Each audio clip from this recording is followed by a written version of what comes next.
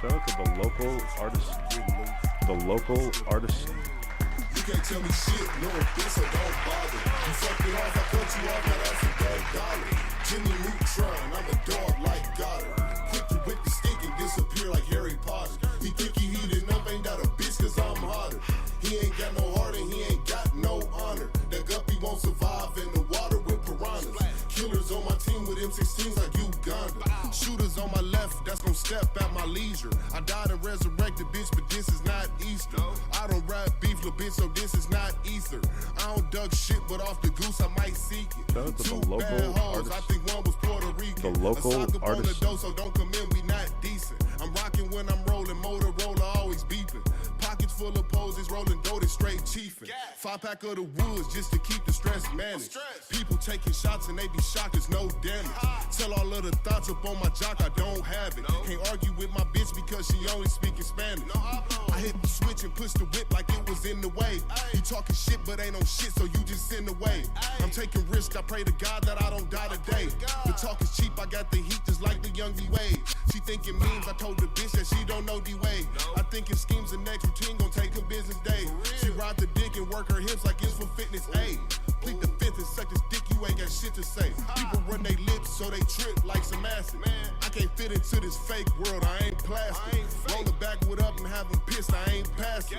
Never had my dad, I'm just a saucy young bastard. You can't tell me shit, little bitch, so don't bother. You fucked it off, I cut you off, now that's a $1. Jimmy Neutron, I'm a dog like Goddard.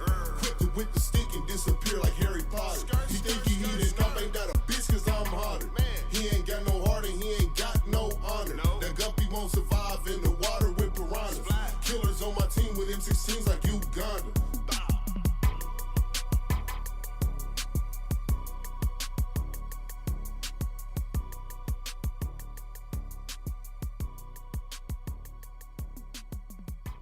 Shout out to the local artisan. The local artisan. Shout out to the local artisan. The local artisan.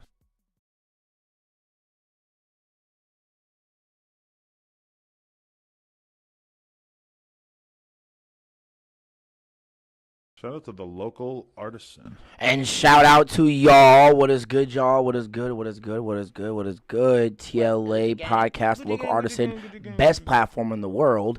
We are here. You already know. The motherfucking world, Craig. We here, y'all. Yes, sir. Yes, sir. Yes, sir. Yes, sir. We here. You already know. Put everyone in the group. You know, KageWolfShinobi, y'all. And stuff. We got the boy G Money in the background and stuff like that.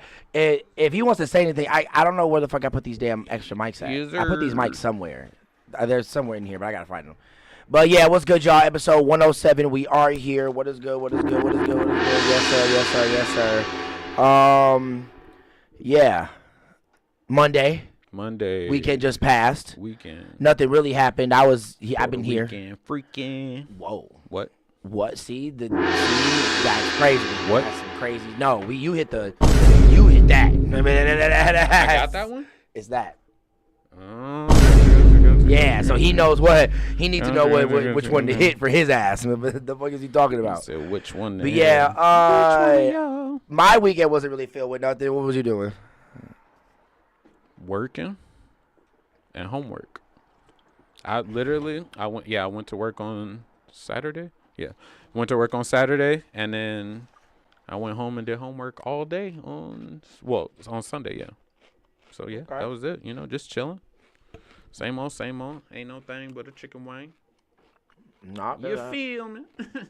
You feel me? This boy, but yeah, ain't nothing really go on that much this weekend. We went online to look up and go on Twitter to see what news has been going on for the past week. I saw that. So Kanye is still beefing with Adam 22.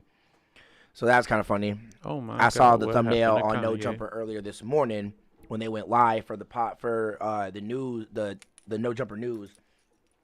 No Jumper. So that was kind of funny to see. I think we kind of saw a little bit of. We got people in the chat though. What's good to everybody in the chat? We saw. I think we almost caught a glimpse of. So that's kind of the boy, yo, Alan, what is good? Oh, what's good, bro? Yo, what is good, my boy? What is Gucci with it? Oh, my. Wow, that is crazy. What is good, Alan? Nice to see you in the chat. I appreciate you being over here, my brother. Thank you so much. But, yeah, when it comes to that, we got, I almost got to see a glimpse of that nigga crashing out. Brick Baby, again, who you do look like, again, for another thing. So, when it comes to that, shout out Brick Baby. He is one of my favorite hosts that's on the platform now. You know, big gang Crip, you know. You know, right? Big gang Crip, right? The fuck? Look, all black people don't look alike, okay? No, but they acting like What, huh? He said, but nigga.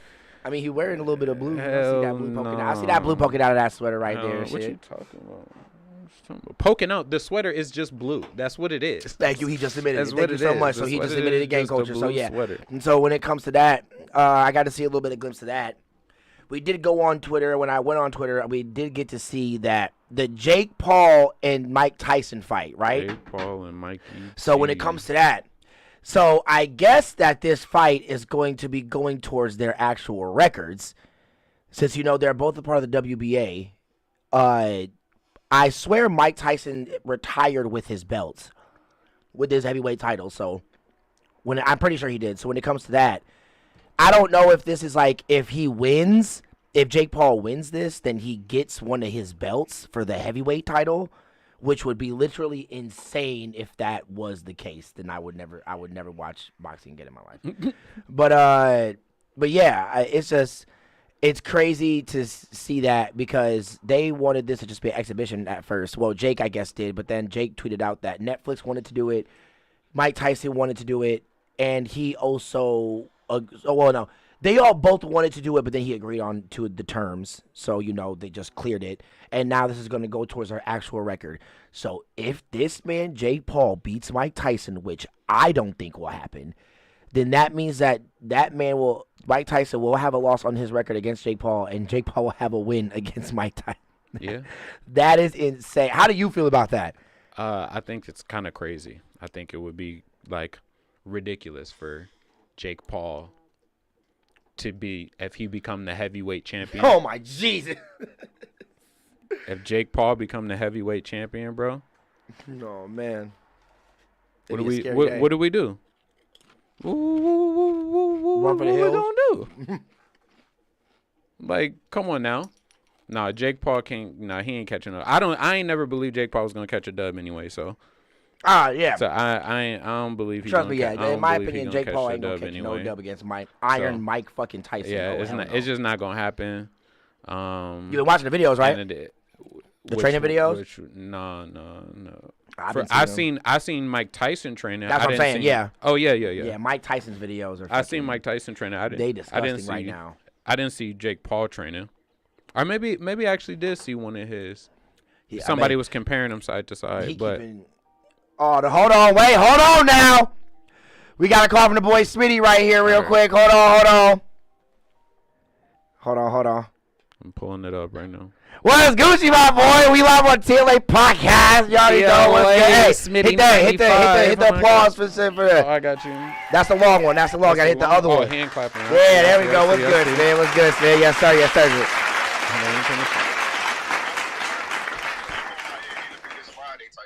Oh, okay. Yes, sir. Shout out Show my ass. Shout out boy Glow. Yes, sir. Show my ass coming through and stuff like that. You already know. Shout out the boy Smitty too. You already know. Shout out. He on the call and shit. I'm gonna close in so y'all can see him. Yes, sir.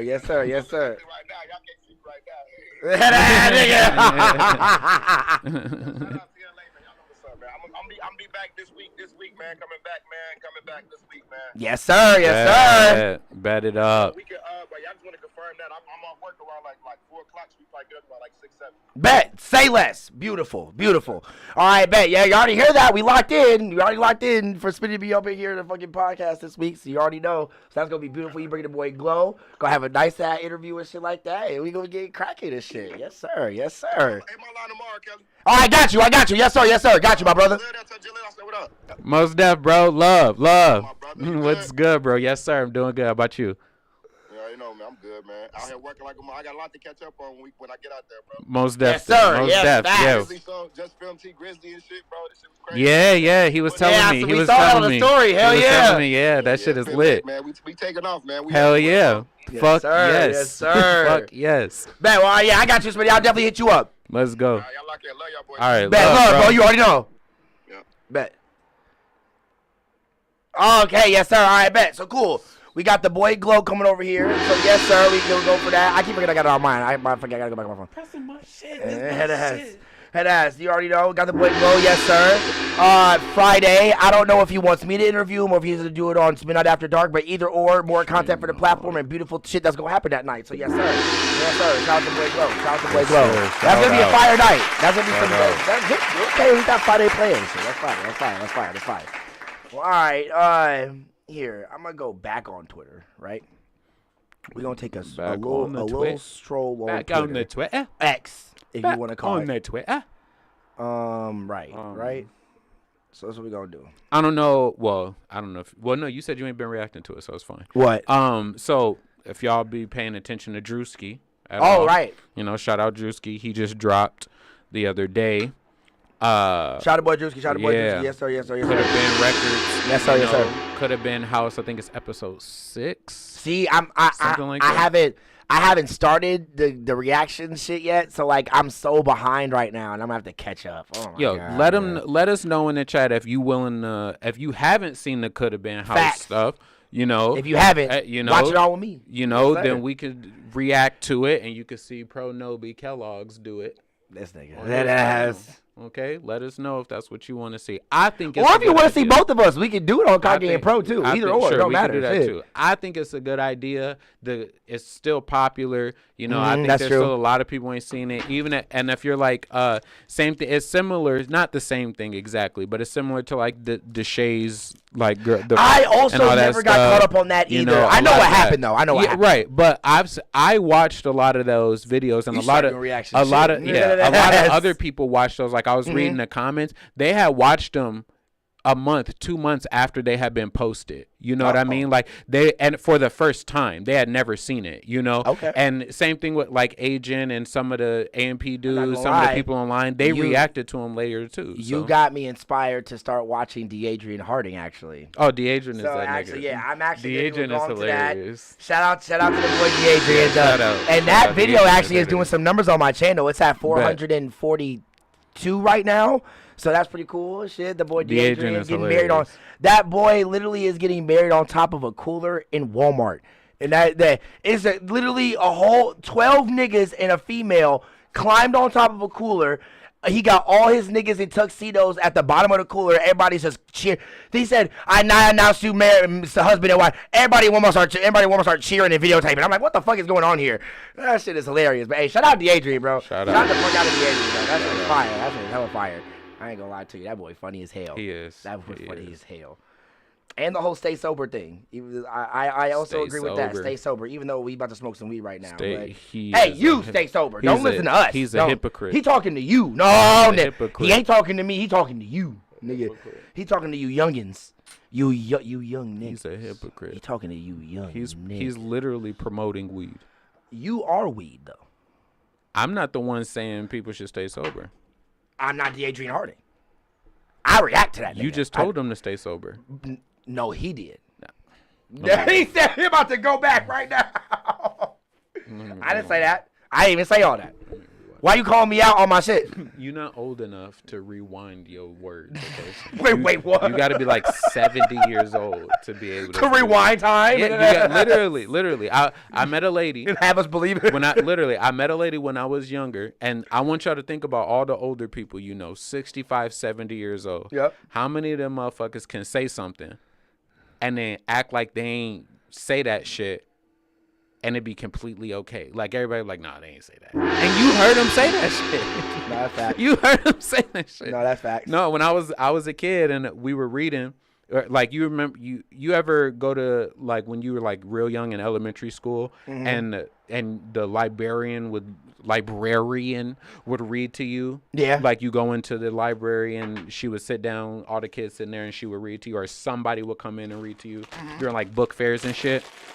One time we had a guest speaker, and she was like 65, 70 years old, and she was reading a book, and she missed a word, and she yada yada yada. Oh shit. And then she goes, actually, you know that y'all didn't hear that. And then she literally goes, matter of fact, I didn't say that. And she literally watch. What? And it's like it never existed. And then she just kept reading. Like, she just kept going like it didn't happen. I remember that shit for the rest of my life. She said, wait, hold on. It didn't happen. It didn't happen. Literally. I remember that shit for the rest of my life. Because when I get that all, I'm going to do that shit. She gonna do that, and then the little kid gonna be like, she just said a bad word, and then, you fired, bitch. No, I didn't. Who they gonna believe? the first grader or the adult in this motherfucker? Okay. And see, growing up as kids, we thought we could snitch on her. She came there for the day to read to us. She don't give a fuck if they find out that she said shit. She Hey, story time though, right? I remember when I was in grade school, because we went to Wright School in Beloit. Shout out Wright School in Beloit. That's how you know it, boy. OG Beloitering. Fucking Wright Elementary. So when it comes to that, they had to ask kids in the upper classes to read to the lower class kids in like the preschool and shit like that or whatever. You was like reading that. To kids? Yes. Oh, Tell me why I did some shit where whoever like listens the best and like answers like the questions at the end the most gets a penny. Some little white boy one. It's a little damn white boy one and shit like that. Yo. But he was listening. I asked the question. He knew them all. And then I got in trouble for doing that. You can't be giving out pennies to the kids. First of all. What do you mean they made them listen? First of all, everybody knows that when as an instructor of the youth, when you want a kid to do good and you want him to learn or her to learn, you give them a piece of candy for doing good, okay? I had a penny You in my don't pocket, give them niggas money. I was a kid my damn self. How the fuck I was supposed to know that? You reading to the youth. You're a mentor. You need to know. Nah, nigga, I was 7. It comes with the territory. I'm a 7-year-old reading to 3-year-old territory. At the moment you are around somebody younger than you, you got to teach them. You now know everything. Damn. It's how science works. That is crazy. That's science. That is crazy as fuck. What if we would have learned that in science class? Once you're around young kids, you now become the teacher. Wait, what the fuck? I don't want to be no teacher. Well, too bad it's genetics. It don't matter. Huh? Shut up. It's science. You thought. Okay. You thought. You are now the teacher. Good morning, students. I need my apple. Good morning, students. That nigga's stupid. Oh my god, nah. But yeah, that was funny as fuck though. Could have been dropped, yeah. Shout out could have been. Yes sir. He's been going crazy on that. I messed with the whole show and everything. Like they had a lot of interesting people on there. I don't know how it's possible. I really don't know how it's possible. Okay. And I want y'all to know I'm coming from experience. Like, so when I say this, y'all know I'm like an expert on this shit. All right. I need y'all to understand. I'm an expert on this shit because I myself am missing a tooth. So I don't understand how between all 10 contestants left in this house, there is not a full set of teeth among any of them. Like, that is true. You put all of them niggas. That is true as shit. You put all of them niggas together and they don't have a full mouth of teeth. That's crazy as fuck. That's crazy as fuck. That is crazy as shit. Bro, how come the white dude, I can't remember his name, but the white dude, he like, they call him like that tall skinny nigga? Yeah, he had PC the first night he was there, protective custody, if you don't know. He was in protective custody. They hired like 40 first of all, they hired 40 security guards for this house. It's so many people. And I get it, at the beginning there was probably like 25 contestants, but there's like 8 people left in the house and there's still 40 security guards. Like, it's ridiculous. He said Drew's trying to get back doors. At all. all. But the one white dude, he the only person with like any rap talent at all. Every other person in this house ain't got no type of skill. Fucking what's dude's name? Ugliest rapper alive. Oh my. That nigga crazy, bro. Oh my god. I like. Hey, shout out Drew. You can't give that boy a chance, but it's just crazy. You can't even understand what he's saying. Oh my god. When he was on Kai's stream, it was funny as fuck when he was getting at the girl and shit like that. Yeah, but that nigga is just crazy. You can't even understand what the man's saying. Oh my god. You really can't. You honestly really can't. And when it comes to that, but like, bro, that nigga do be making that shit funny as shit. When he cut Crip Mac out of the goddamn ankle monitor and shit like that. Spoiler, but that shit was funny as fuck. Oh my god, bro, that shit was so fucking hilarious. Drewski, bro, hey, Drewski, when it comes to you, bro, shout out to you for even elevating the comedy game to a new height by adding like the content inside of it and shit. Because this is basically just a big ass comedy show. It's like a comedy reality. Yeah, TV like show. so when it comes to you doing that, Drewski, shout out to you for also blowing people up. It's essentially it's like Real Husbands of Hollywood. Yes, that's why I like it. For like upcoming, facts. I mean, I would say artists, but bro, these niggas is not artists. These are also comedians. These niggas are do not get it fooled. These niggas are also comedians. No. None of these niggas can make music. No. None of these niggas can make music. These niggas are accidental comedians. Oh my God. None of these niggas are trying to be funny. All of these niggas believe that they are about to be the next rapper on the planet Earth that takes over everything. All of these niggas believe that shit in their heart. That is crazy. They are accidental comedians, okay? These niggas is funny as shit. There's, bro, the lack of skill. The lack of skill. Ass nigga. It is. Oh my god. It's dawning. Oh man, it's such a surprising thing. It's hilarious, man. but it's all super funny. It is. They got all the special guests and shit like that. The new one, the most recent one, they brought Chris Brown on there. That shit was hilarious. I have to, and either we or I will react to that episode too. I'm just gonna say fucking start it. I don't care. I'm just gonna start it. That shit was hilarious. I don't post videos where I fall asleep because I be sleepy as shit when I'm doing these damn reactions sometimes. Well, they don't always have to be live. You can edit it and then you can cut out all the times when you was sleeping, nigga. Nah, nigga. Just saying. Fuck all that. Just saying. You show the good and the bad. Okay. Hey, he did clip the fuck out of me though. I ain't gonna lie. He did catch the fuck out of me with that. I'm just saying that. But that's the shit. That's the kind of shit that I need for more of my like reels and stuff like that. Like the goofy that's the kind of shit that I've been seeing. I liked how Agent like a lot of the clips and shit don't be just the reactions that he does. It also be like when Kai and Phantom be coming in the room talking to him and shit like that. I need to do more goofy shit on stream, bro.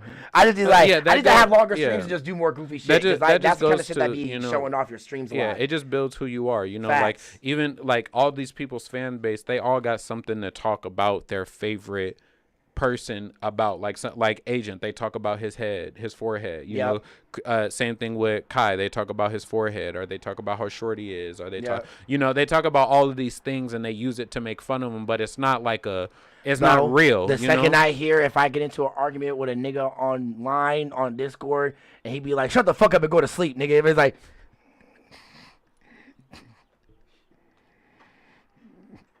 All right.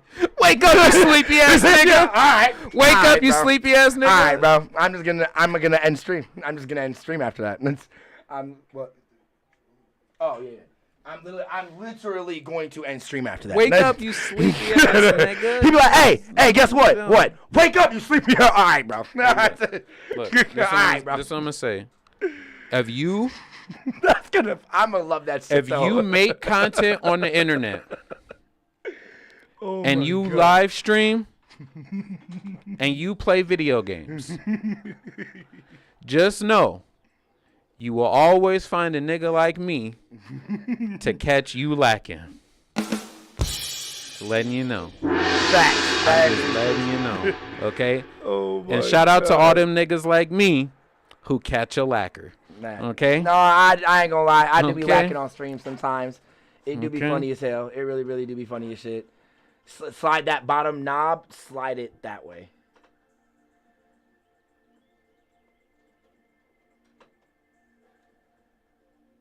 No, go down with it. Press it up. Yeah, now you got to like move it to the side. Yeah, there you go. Perfect. Thank you so much. But no, yeah. I will say when it comes to my streams on my personal shit, I do them late at night and stuff because I be doing stuff during the day, and then I just be staying on stream even though I'm falling asleep. Like I don't know what it is, but me falling asleep is becoming so strong lately. I will literally not like. There'll be times where I see my eyes closing and I can't stop it. And I'll be like, nigga, it's literally like consuming my body. Like it's the sleepiness is literally like taking over me and shit like that. And I'm like, bro, what the fuck? Like, oh my god. But that shit do be funny as fuck. Like that's the kind of shit. That's the kind of entertaining stuff. That's like the funny niche about me. Like, you know how, like people get on Kai for being short, people get on Duke for being fucking old and stuff. Right. My niche is me falling asleep on stream or making my content and shit like that. It's one of the things, yeah, for now. Definitely, everybody has their things. But yeah, exactly. That's what it'll be. And that's the kind of shit I need to be getting on my reels and then stuff. People will people will make compilations and clips and stuff of you falling asleep. And then, that'll help grow your channel as well. Which is why I'm going to always be here to catch a nigga lacking. Oh, my God. You know, he lucky don't stream like that, nigga, or have a fucking face cam, nigga. I'll be catching his ass. I eventually, one of these days. But trust me, I'm gonna catch a nigga lacking. We're not here to talk about. I'm gonna catch a nigga lacking. Okay, y'all don't need to know my plans. I'm gonna do what I'm gonna do, and if y'all fuck with it, you do, and if you don't fuck with it, you don't. Either way, you gonna pay my bills. So I don't care. Facts. Talk to him, shit. I don't care. I'm gonna make whatever I make, do whatever I do. You know, all you need to do is stay in tune. Facts. Come on, talk to him nice. Talk to him nice. That's it. But yeah, let's go back on Twitter and see what else has been popping. I did see something. Hold on. Wait, what? Oh my God, people just fighting everywhere, bro. Why people gotta fight all the time? Why people gotta fight all the time? People gotta fight all the time.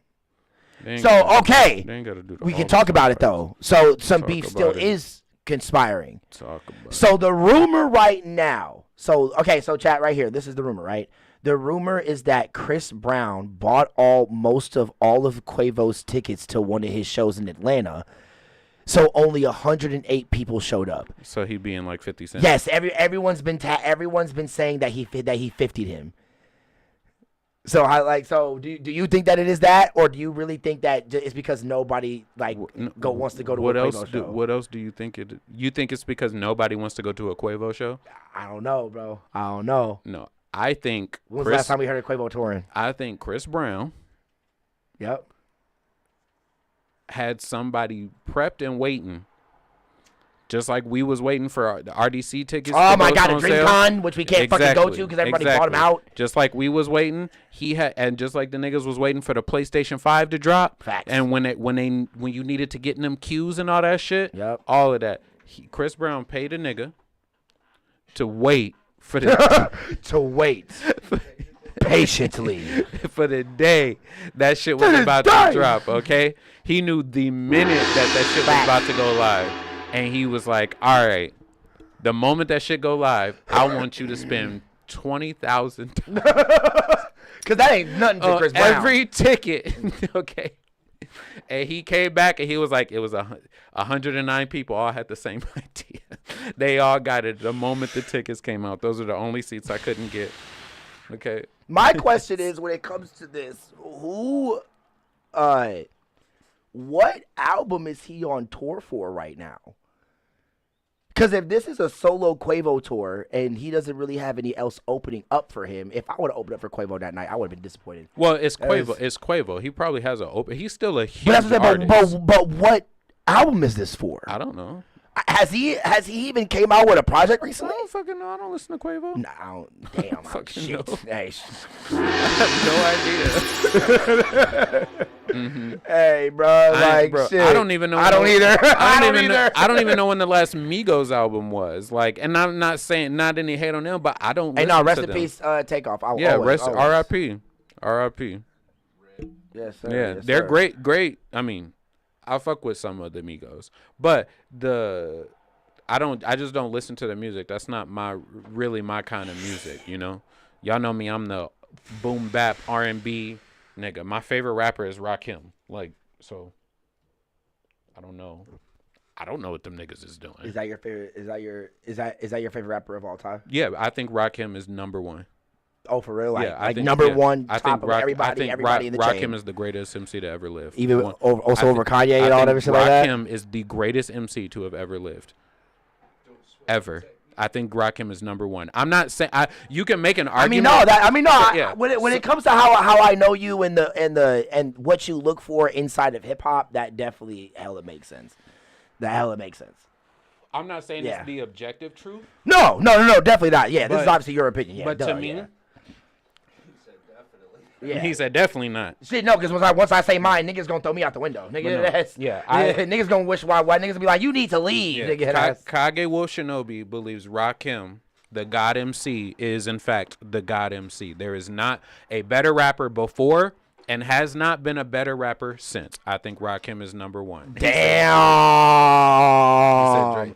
Drake See, is, if I can find these other mics, I give you money a mic right now. Drake is not even better than 08 Drake. So Damn. so I mean, 08 Drake was fucking crazy. Drake That is is fucking crazy. Current Drake is worse than old Drake. Okay, I miss the So old Far Gone Aubrey. was fucking disgusting. I miss the old Aubrey. So That's Far fucking Gone crazy. Aubrey. That Take Care Aubrey. Not the champagne Nothing poppy was Aubrey. The same, man. Like I say, chat, and I'll even clip this up. Nothing was the same was Drake's greatest album of all time and his last greatest album ever.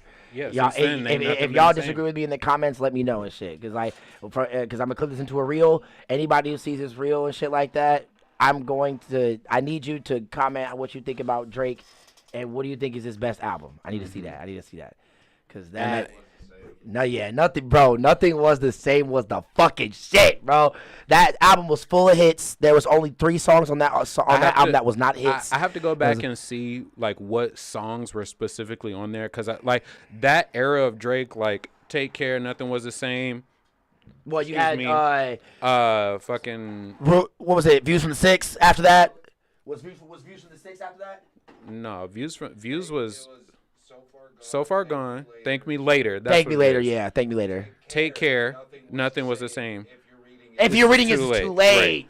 late. So if you're reading this in Too Late and before, I fucked with Drake. Yeah. Okay. Pretty much everything after that. Then you get Scorpio. You get Scorpion. Views from the Six. Views was from the Six and Scorpio, it was. yeah. If you're reading this, it's Too Late, and then Views, and then and then Scorpion, and then the one with all of the emojis on it, Certified Lover Boy. Certified Lover Boy, and then it was and then something. Never mind.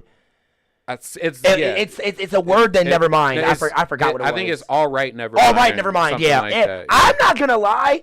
Even though when it comes to people talking down about that album because it wasn't what we're commonly used to by Drake, but it's funny how when we get that from honestly, never mind. honestly, never. Yeah, I okay. think it's honestly. When it gets to that, it's funny how we accept it from Lil Yachty, but we don't accept it from Drake. When it comes to Lil Yachty doing the whole They're different different thing, artists. like, well, yeah, but when it comes to like him doing the whole Tame Impala sound and shit like that, and doing all the new stuff, because I liked that album. Right. That but dance album was actually really good in my opinion. Only reason I'll say it's different is because like Yachty is more of a newer artist, and I think the difference between Drake and most artists, but I think the reason, for me personally, the reason I don't like Drake anymore is because when he tries new stuff, honestly, it feels like he's biting. When he tries and does all the shit that's not typical to Drake, it don't seem like very authentic. It seemed like, hey, I went to go hang out in this hood for the week to see how they live. No, I definitely know what you mean by that. Some of the stuff that he came out with feels like that, yeah. It's like he hung out with them for a week and then was like, all right, I fuck with this. Now I'm going to go make a song based off, or an album based off of my experience that week. You know what I mean? And it's like, It's funny because Lil it's Yachty not kind of like- did the same thing with Michigan Boy. That nigga literally went to Michigan for a month and literally like hung out with all the top Michigan rapper niggas like BFB. It's like this ginger haired light skinned nigga who do the fucking who like just do the talking on the beat type shit with the, like, the Michigan flow that everybody be doing like lately now and shit. It, to me, the Michigan flow is derived from a little bit of Cali Crip rapping. Cause the beats are kind of similar in a sense almost when you play them to each other, and you could definitely hit both flows on each other's beats. They might have learned it from Cali. Crips. Yeah, definitely. So when it comes to that, there was Crips in Michigan, so that is true. I was like, so when it comes to that, the Michigan niggas, I love how in hip hop, a little bit of sidetrack, how in hip hop that the Midwest is blowing up more and more every year for derivative and how we do shit over here. Because I will say, shout out to Baby Tron. Even though I don't listen to him a lot personally, I definitely know the influence and the likeness that he has from being that one lit rapper from Michigan and shit like that who's blowing up everywhere and shit. So when it comes to you, bro, shout out to you, my brother, and you are definitely doing your thing. Shout out Baby Tron, shout out BFB, shout out everybody from Michigan, bro. Like, y'all definitely helping put Midwest on the map more and more the more y'all blow up and come out with shit. So shout out to y'all, man. Yeah, shout out. Fact. You know what? Here, I'll give you. Shout out my Midwesterns. All the Midwest. I mean, I like that. I fuck that too. That was always the inspiration. Oh shit. Somebody fucking my bitch. Chat. That was always, inspiration for, me, like coming from Cali, yep, moving to the Midwest, like some of my favorite rappers. Like I started listening to I was gonna say, how did it feel when it came to the shift from like you living in Cali for so long and then the music you was listening to once you moved here? How did that shift feel? Well, so that it's funny because like I was younger when I was in Cali, so I was listening to a lot of different stuff, and you get the popular stuff like Gin and Juice, Snoop Dogg, and some 50 or not 50, fucking Ice Cube, but it's different, because when you're young, you don't understand the music. You know what I mean? That's true. So my real getting into hip hop, which was funny because I lived in the Midwest when I like really got into hip hop or whatever. But my first artist that I listened to, like seriously, and I was understanding the lyrics and like trying to understand, you know what I mean, was Rakim. Okay. Like literally, that was the first person I ever listened to. And it was because of my dad. He put me onto some stuff. But my dad got me into Lil Wayne growing up. Right. And it was one of those things where it's like, go through the CD tray back in the day. I don't know how old everybody is, but back in the day, and they still got them in the whip now. But how old is you? Right. Me? How old am I? What? How old am I? No. What? Hey. What? I'm 30. Okay. 30. Okay. 30. Oh my God! I was waiting to hit it. Okay. Look at me. How old do I look though? Exactly. Okay. Talk to him. Okay. So, but yeah, crack. you feel me? Back in, I mean, some black damn that's crack, true. bro. I had to tell a nigga that crack like the Titanic I had to plates tell a of the nigga. world. I was like, I'm sorry, bro. Yo black is cracking. Like, but no, fuck with you.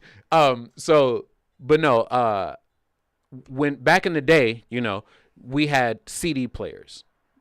I used to carry around a CD player on my hip. Yep. That's how I was listening to music. I had a Walkman back then. A tape deck. All of that shit. Yep. Back in the day, that's what we had. And we didn't have no satellite radio and shit like that. That wasn't a thing. So motherfuckers would have big ass CD cases.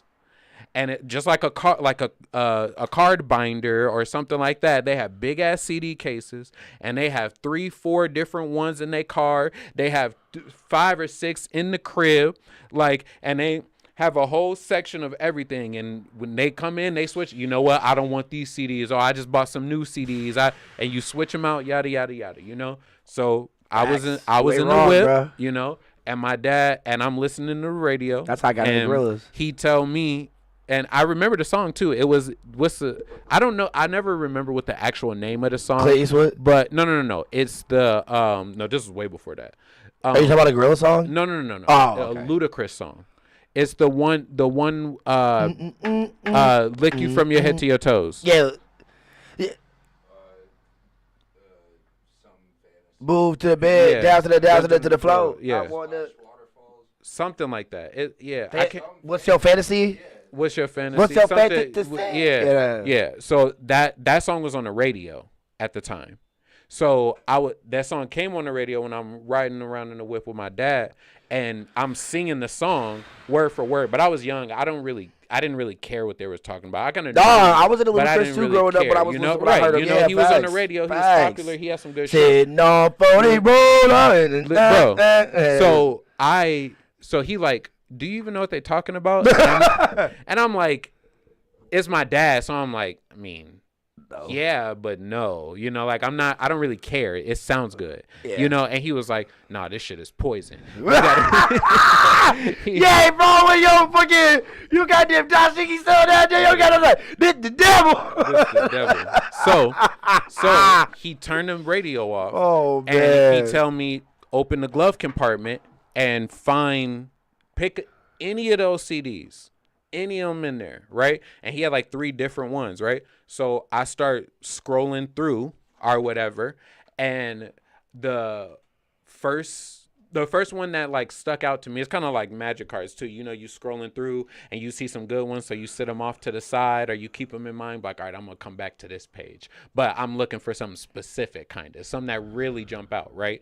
So I'm scrolling through and I see a couple stuff, like I see he had the Black Album in there. Yep. He had Blueprint. He fucked with Jay-Z super hard. He had a lot of NWA and Ice Cube. He had a fucking Too Short and a bunch of that shit, right? Yeah. But so I'm scrolling through and I just see the one thing that stuck out to me the most, fucking Don't Sweat the Technique. Because I had heard that song before because I was in the dancing. Growing up from a really young age, I was in the dancing, So, and that's why I listened to so many different songs. Yeah, I was just dancing to those songs, I didn't really care what they were saying. It was more about the beat, Exactly. So I seen that and I was like, you got that? He was like, yeah, Eric B. Rakim?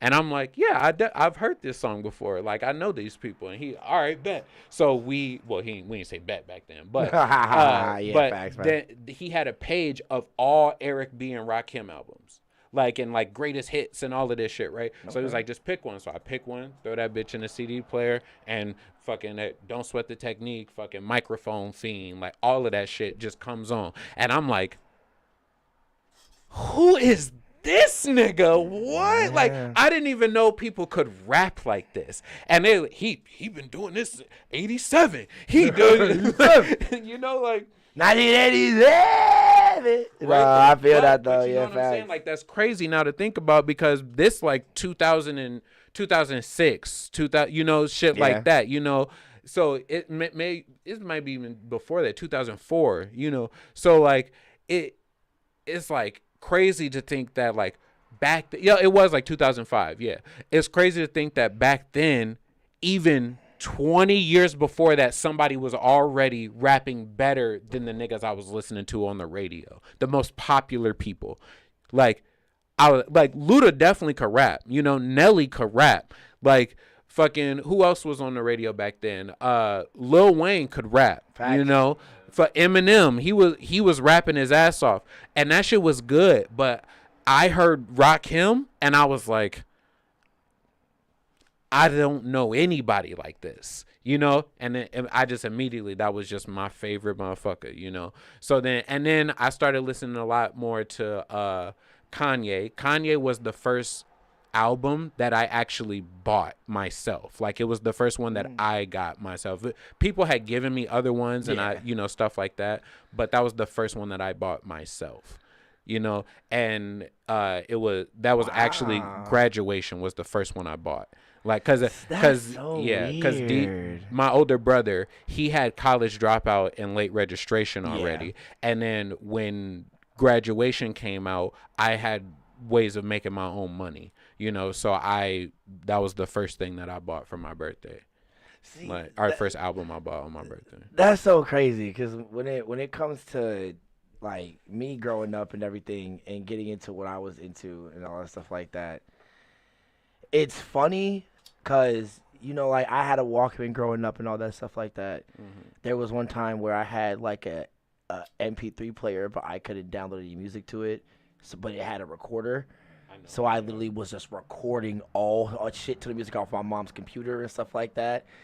And it's funny because even though like I got doused with, I would say I definitely got doused with more R&B than hip hop growing up. But even I had that too. I'm gonna let you finish. No, go ahead. The story that I told was it excludes the influence of necessarily other people. There was I'm already knowing. I was listening to, but this was like the first time. Like when I was a kid, if I was gonna put something on, like when I was really young, it was either something to dance to, so it could be R&B, whatever it is, but it was something to dance to, or it was like the radio pretty much, because I'm traveling or something like that, I didn't really have like records or anything like that growing up, but so then, and my mom, everybody listened to other things, and like before the first like genre of music I was listening to was jazz. That was like the shit.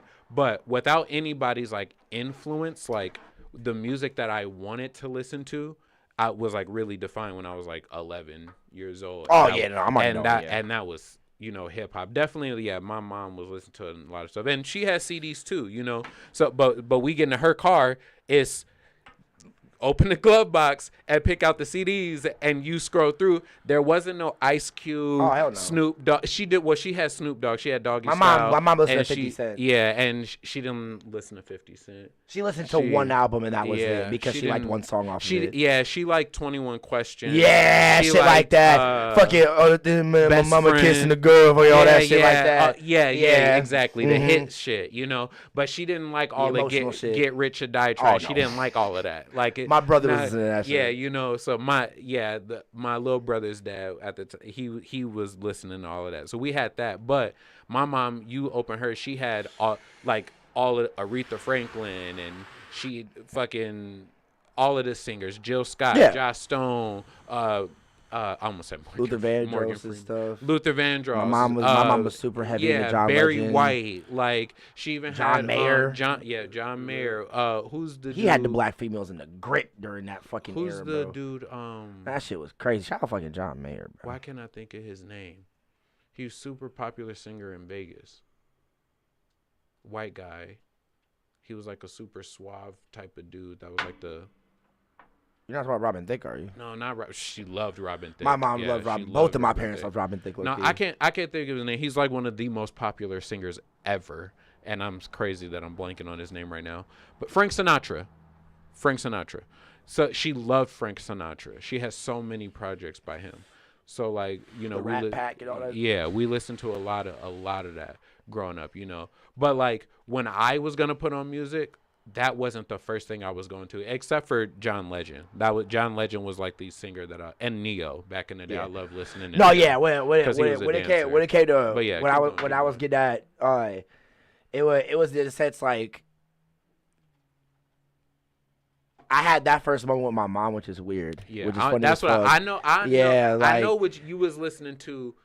Like your mom and everybody else around you had you listening to a bunch of shit, but that's what I'm saying. That's where I was coming from. I know that. I know. What was the song or the artist or whatever that this was like the first person you started listening to, and it kind of like was the day that you defined your own taste, and maybe somebody else may have showed the. Okay, now when you get into that conversation, and that's what I'm saying. I listened to a bunch of shit, but that's what I'm saying. That day with my dad, that's the furthest day back that I can remember that I heard Rakim speak, and I was like, I don't care. I'm going to listen to what other people recommend me and stuff like that. But now, from this day on, I'm defining this is the type of music I like listening to. So, okay, this so you're is the asking shit. me, okay, you're asking me that So question. then that's Okay, why okay, I picked up okay. Method Man. That's why I got into yeah, Wu-Tang. yeah. That's why, like, all of those people I've heard before, but I didn't fuck with them until I listened to Rakim.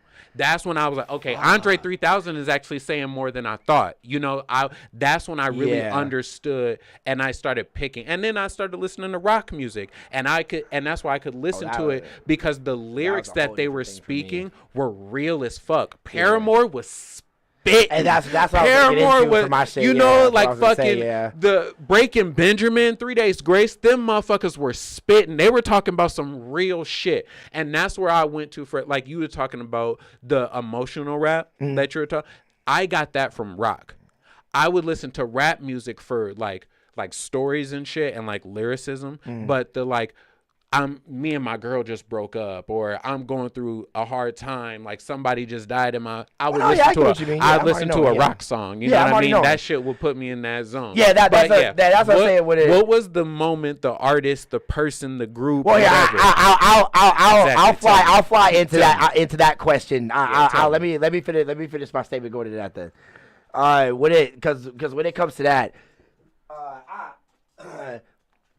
it was funny how growing up with my parents at one time before they got divorced, like the same and difference in their music. Even though I would say low key, my mom got me into more different, like more just music in general first, which I loved because she took me on more car rides and shit. My mom knew the way to knock me out was to fucking take me on a long ass car ride, just wait till I pass out in the car. Yeah, I feel that. And then, but she would play shit. That's where I got a lot of my music taste first, and then it switched to me hanging out with my brother a lot. That's why, like, when I was like young, like 6 or 7, that's when I got into the Gorillas. So I started the Gorillas started my whole venture into getting into different sounds and stuff. So that's why it's dope, because I like that, because when it came to me getting into a lot of the rock shit that I listening to growing up, and a lot of the R&B, even the seductive jazz and stuff, that comes from my mom's side of her showing me shit, especially her showing me shit first. Because it wasn't until later, like my dad, because, you know, all my cousins on my dad's side are a whole bunch of like hood niggas and shit like that. So a lot of what they were listening to, he thought I was gonna eventually try to like get into, like when they were listening to a lot of like the P. Ricos and stuff like that. It's a gateway drug. It's gateway music. You listen to that gang? Yeah, that's what I'm saying. So when it came to that, my dad was playing me also a lot of R&B music. Like he was mainly playing a lot of R. Kelly and Luther Vandross and stuff like that. Even though R. Kelly is, I know, I listened to. Yes, but it's funny, like, because my dad went to high school with R. Kelly back in the day. So like they know each other for being friends in school. So like I met him like when I was like I was young as fuck to not even remember like how that nigga house looked. Yeah. But he took me there because that's when he still lived in Chicago, and that's why I listened to that nigga's music so much growing up. Because, you know, literally every Sunday when it's cleaning Sunday and shit like that, when I wake turn up, on the R&B nigga, hits, my or the parents, gospel hits, we had like a big ass theater TV in our living room.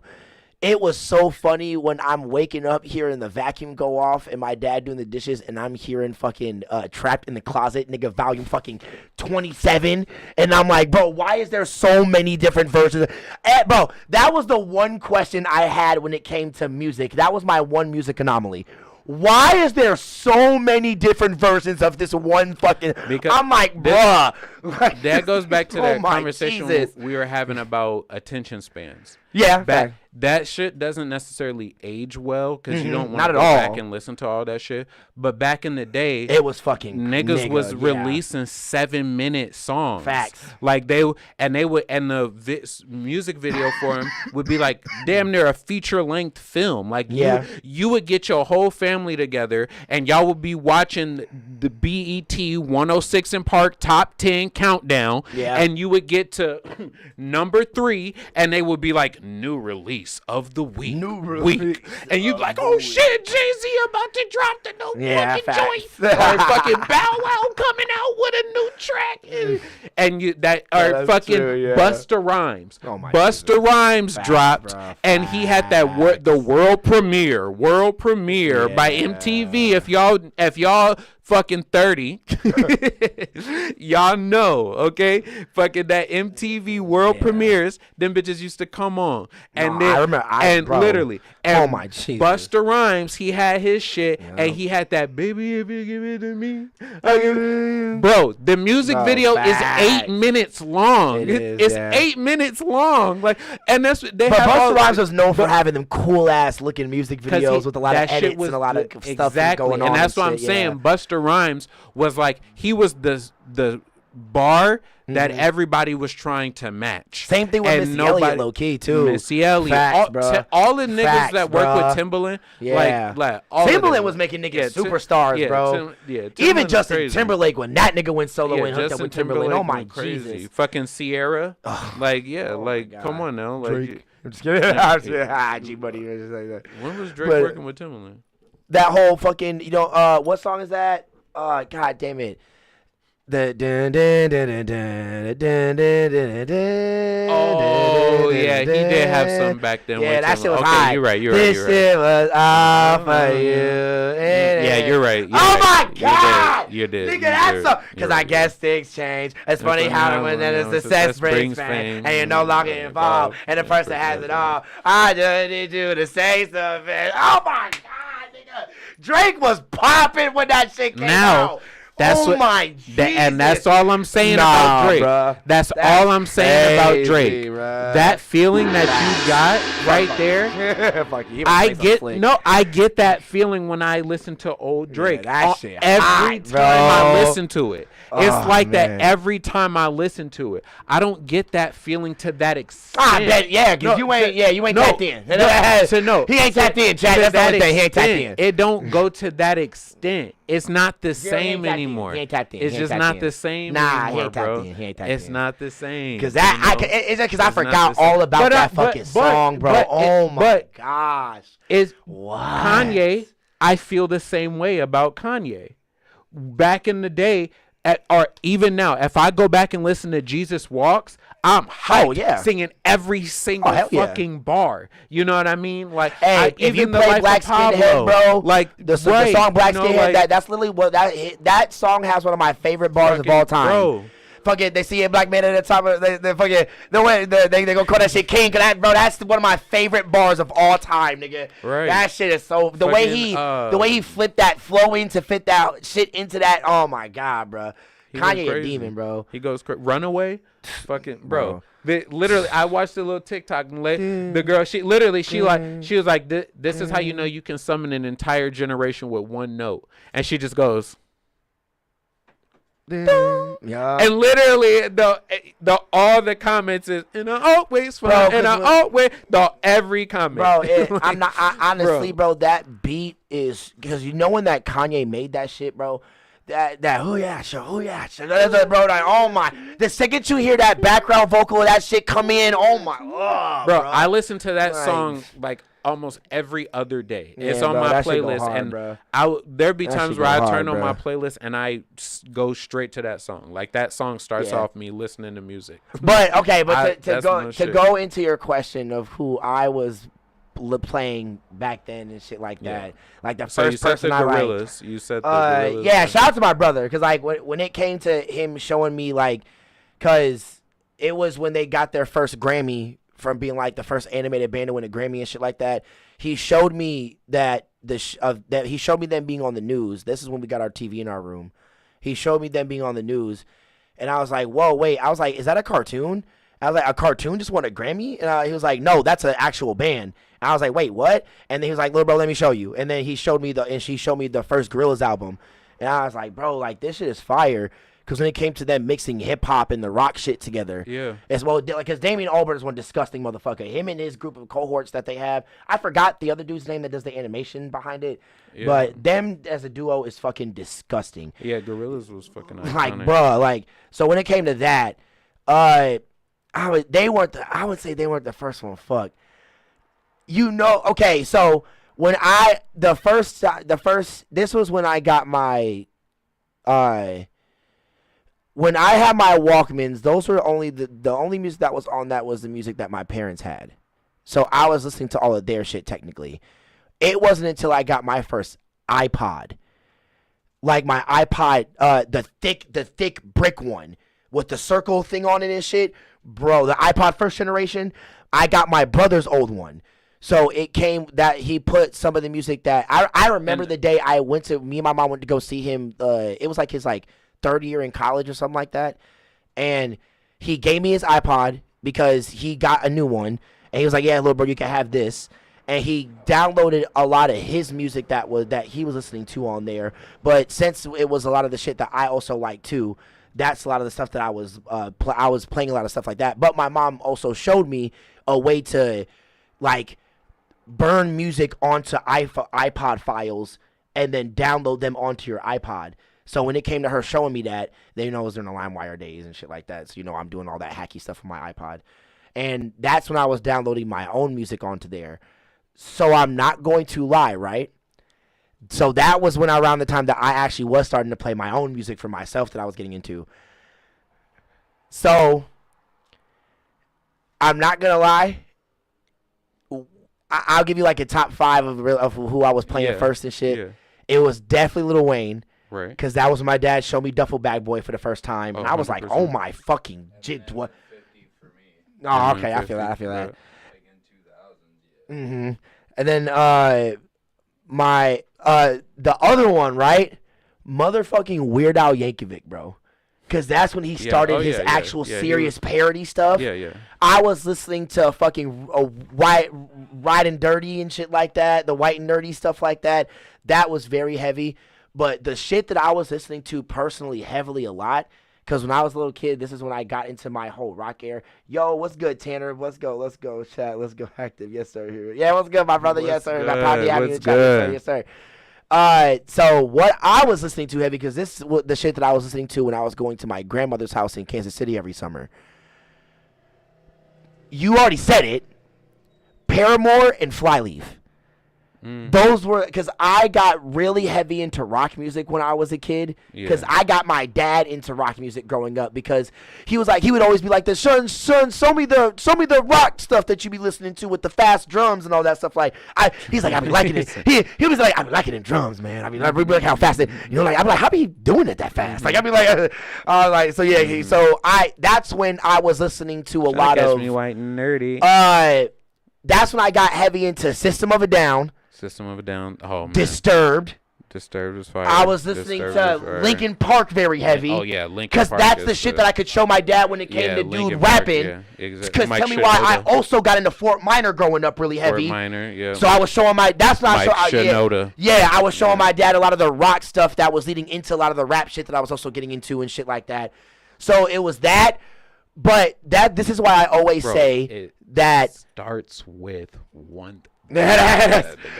Spitting, bro. And that's what I'm saying. When I was, bro, that nigga was spitting, bro. Because so when it comes to a lot of stuff like that, I was also listening to Michael Jackson really heavy and shit like that. Right. I was into Prince a decent amount growing up and all that shit like that because my dad was playing him heavy. Right. Straight up, I didn't listen to Prince. My mom fucking loved Prince. My mom loved Prince. They loved Prince, but the Michael Jackson love.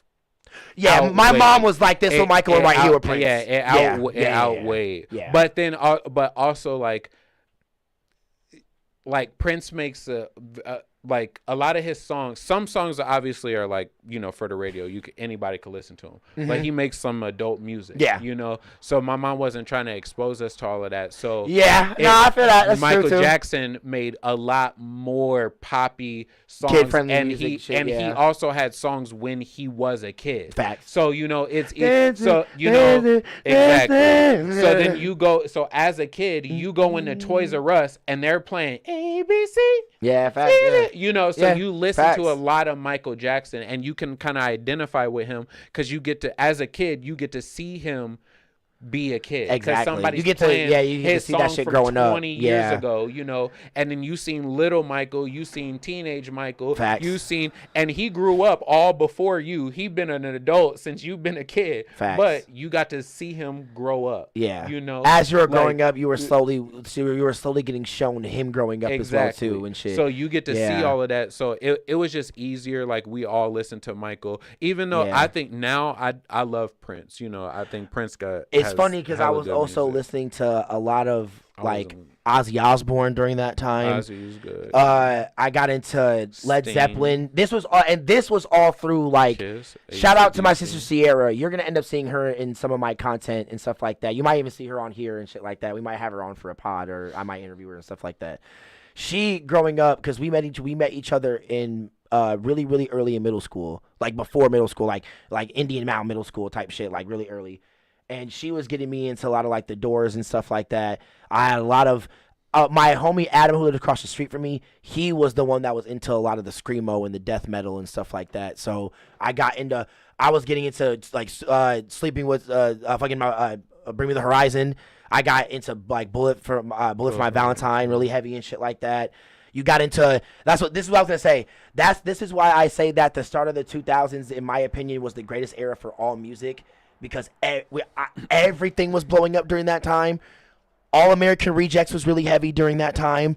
I remember when Adele first came out, like 1998. Yup. Even before that, because like there was some crazy shit. But like from 1994, 96, like that was like all the way up to like 2008. Yep. That was Facts. like Facts. Everything was blowing up. Yeah, everything was. It had the most mixture. You had the most mixture of artists, Bro. and like that was like dominating the game for a long period of time. Because like Ja Rule was through all of those eras. Facts. Like Eminem was through all of that time frame. Yep. Ice Cube, fucking Snoop Dogg, fucking, and you know, like Tupac and Biggie, though they passed away, their music was being heavily played all through that time, you know, rest in peace, you know, like, so like there was so many people, fucking Mariah Carey, Bro. you know, and yeah, like Lauryn you said, Hill, Lauren like, Hill, like all Erykah of these, Badu, yeah, bro, all of these like, people was going crazy. Even Jill Scott, you know, fucking Keisha Cole,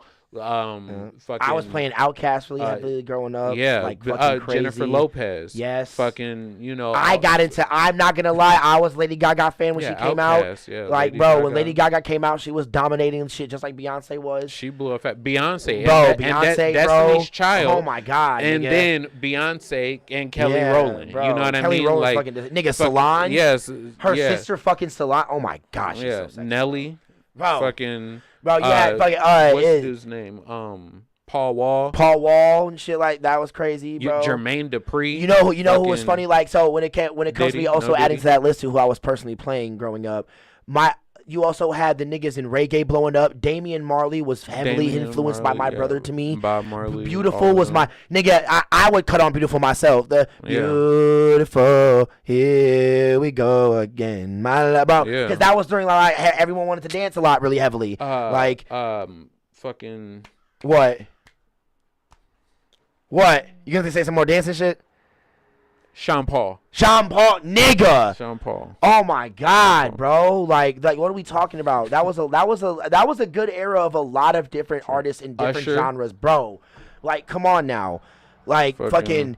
Lil Jon, we were there for the fucking blow up for the startup of Miguel and Soulja Boy, Jeremiah. Miguel, Jeremiah, Bro, fucking like the Lloyd, startup, bro, fucking Frank Ocean startup, Ocean, Chris Brown startup, yeah, Chris Brown, nigga, like, come on, what Bobby are we talking Valentino, about, bro? Stop, fucking- stop, bro, stop, bro. We were there for a lot of it. Bro. We were there for a lot of it, nigga. A lot of the stuff that was becoming that shaped the pop world, bro. That was coming from a lot of different genres, But like that, a lot of different genres. That's A lot of why different genres were I shaping the fuck pop with world during era that time. so much. Facts. Is because like from those like that 10, 12-year time period, not many motherfuckers sounded alike. Not at all. Nobody That's what was so like, fire, everybody bro. was different. Facts. Like Busta Rhymes was so different than Biggie. It was so different than Tupac. Was so different than Ludacris. Was so different than fucking Fabulous and So different Cassidy, than Outkast. Yeah, and, fucking Andre and all that, and bro. Big. Like, oh, fucking man. UGK. Yeah, Yeah, fucking bro. 3-6 Mafia. Everybody Yes. Don't was even get me so started on different. 3-6, bro. Nigga, like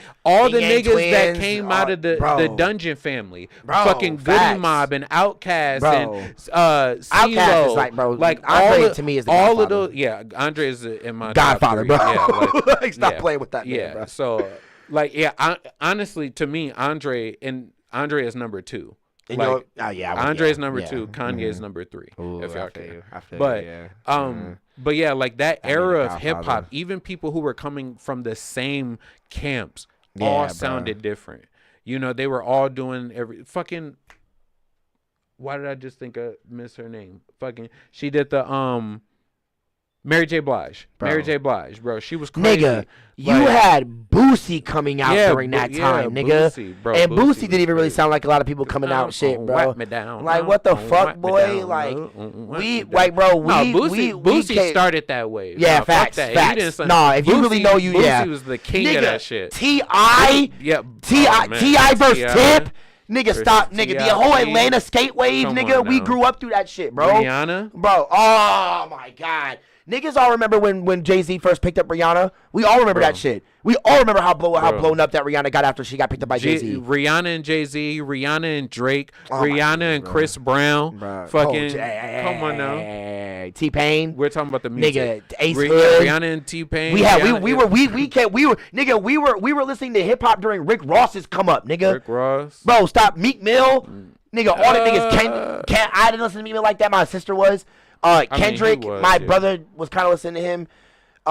We were still teenage. I would say we were still I would say teenagers through I the. would say Kendrick is more a little after that. Yeah. Kendrick. We- Because and that's what I'm saying. Everything before 2008. Drake, Kendrick, okay. J. Cole, they're all 2008, 2009. Yeah. That's what I'm talking about. Everybody before them, like that generation. You're saying that was era- the generation that was best for all music. That's like I think that was like. Yeah, the I agree golden with you on age that. of Yeah, music. I agree with you on that. Yeah, I yeah. mean, Yeah. Kendrick, Drake, and J. Cole. They. I'm they- saying that as music that we grew up through, like us being teenagers and shit like that. Like we lived through like the start of them like making mixtapes and shit like that. My brother was listening to that. I was listening to Kendrick. Like my brother would cut on Kendrick. I'd be like, damn, this nigga can spit, but I'm not cutting that on myself. Like same thing with J. Cole. My dad started liking J. Cole when he was coming out when my brother and sister were playing him around, but I really didn't care. Oh no, and see that's what Like- J. Cole and Yeah, J. like- Cole, Kendrick, all that shit was natural to me because I was listening to Rakim. Yeah, facts. Rakim was my base. Nah, I so feel like you. I was listening. I to got into like Talib Chitty Bang and Kweli, shit like that. all, like all of super that young, shit. Yeah, I'm be honest with you. When I was That was young, my nigga I growing up, hated bro. them niggas. Fucking all the. I feel it. What's the Nah, I name? feel it. Kyle. Kyle, to this Chance, day. Childish Gambino, Kyle nigga, gets fucking. I just don't like. I didn't like Futuristic that much. that super happy rap. Fucking. I fucked with all of. I don't like this. all of. I don't like this. Even though them niggas were all beefing with each other and shit like that, I fucked with Hobson's group because Dizzy Wright was fire as fuck to me.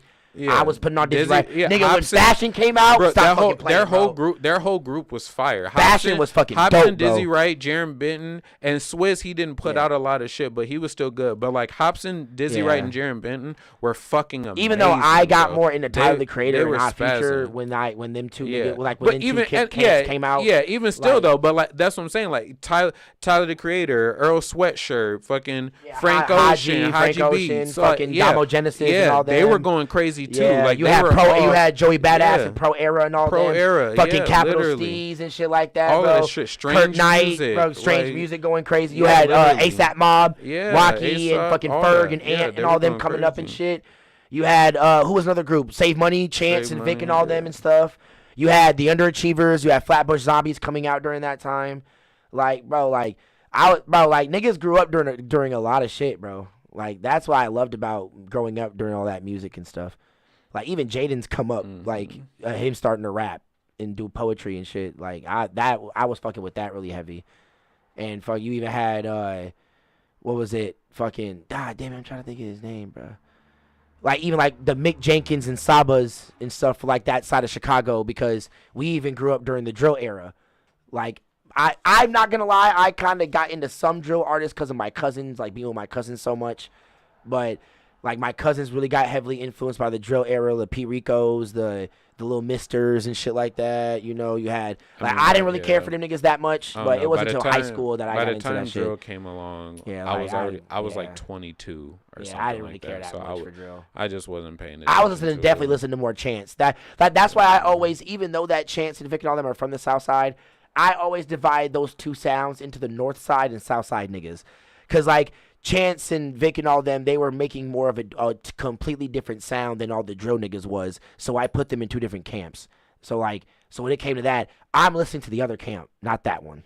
But I still big up all the young niggas from Chicago because that's why I cling to that that side of Chicago so much is because when I was in high school trying to see all these niggas at shows and stuff like that, like Chance and Vic doing free shows in Madison, like, you know, you had Pro Era coming to downtown Madison for free sometimes. You had Flatbush Zombies coming to downtown Madison. And you also had fucking early TDE before they signed Isaiah Rashad, when they had freshly had fucking Absol and all them coming on there and stuff like that. Like all the tricky rap niggas, bro. Like that was my shit. That's the difference between like the new age, like, and it's like why I didn't why I didn't get into like that younger age of hip hop, because like all of the people that I listened to were like, they were performing in places that was, because I was listening to like old school niggas who like Rakim was not performing at the rave. Like, facts. You know what I mean? Like, so, but it's like, I know, but that's what I'm saying. When it came to me growing up listening to Chance and all that, like because me and all my homies, when it came to hit, like, because we all remember like Chance and Vic and all them blowing up when they freshly got shout outs by Kanye and they co-signs by Kanye and they were freshly blowing up.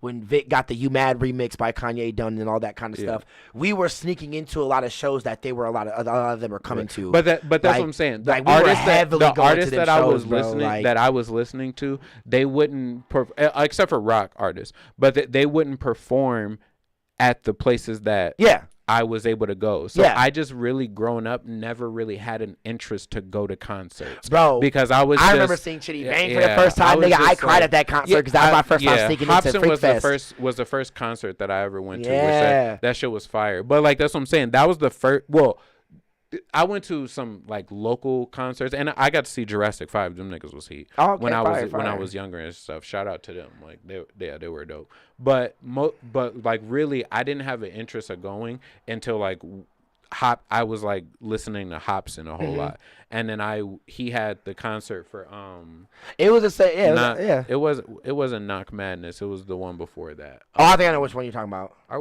was it Knock Madness? Yeah, it was Knock Madness. He had the concert for that, and then we went up to that, and that was like the first really like that was the first concert I ever went to, and then I got to and then like we started going to more and more, and that's when I really got the bug. But like straight up, I think I was like 18 or something like that, like. And that was like the first concert that I like spent my own money, had to have. Yeah, I was, because you had to be 18 to get in. For you had to have an ID. Yeah, you had to be 18 to get in. Damn, my first paid show was seeing Chance. That was the year that I skipped out going to prom night. And Chance, Alex Wiley, and Atmosphere was performing downtown. I bet. Oh, and so all the college kids, and that was the weekend that like, so it's prom weekend for all the high schoolers. Yeah. So like all the college kids are also throwing parties during that weekend. So everybody's out. Hey, this is a message. This is a message to all the kids. If you have to choose between your favorite artist performing at a concert on the same day as your prom, I'm going to prom. I'm going to the concert. I was about to say, I don't care. My bad. I actually said that wrong. Go to the concert. I'm going to the concert. Fuck prom. Because Chance performed prom night that night, and I was like, bro, like, it was so crazy because my boy Gabe was like trying to, because we didn't have enough money to get into the show originally, right? So when it came to that, when we got there, he had enough money for his ticket, but I didn't have money for mine. So we ended up getting enough money like 20 minutes after Chance is already going on. So we get in, we stay there for like 10 10 minutes. And then Gabe was like, all right, we got to invite to a party, bro, like a big-ass party downtown here. We got to go. So, like, we got to go now, though. And I was like, damn. And right when we were about to going, all you hear is, like, all you hear is fucking, and I'm like, nigga. I was like, nigga, he's performing prom night right now. What are you talking about? We gotta leave. Like, I was like, bro, we gotta go like right now, bro. And I'm like, nigga, what? Like, and I was like, I'm like, bro, prom night's right now. He's performing prom night right now. And everybody has their hands up. He's like, thank you for this prom night. I'm like, oh my, bro, that's what made Chance one of the coldest niggas. Because like, I'm seeing a young nigga who's like, what, 4 to 5 years older than me.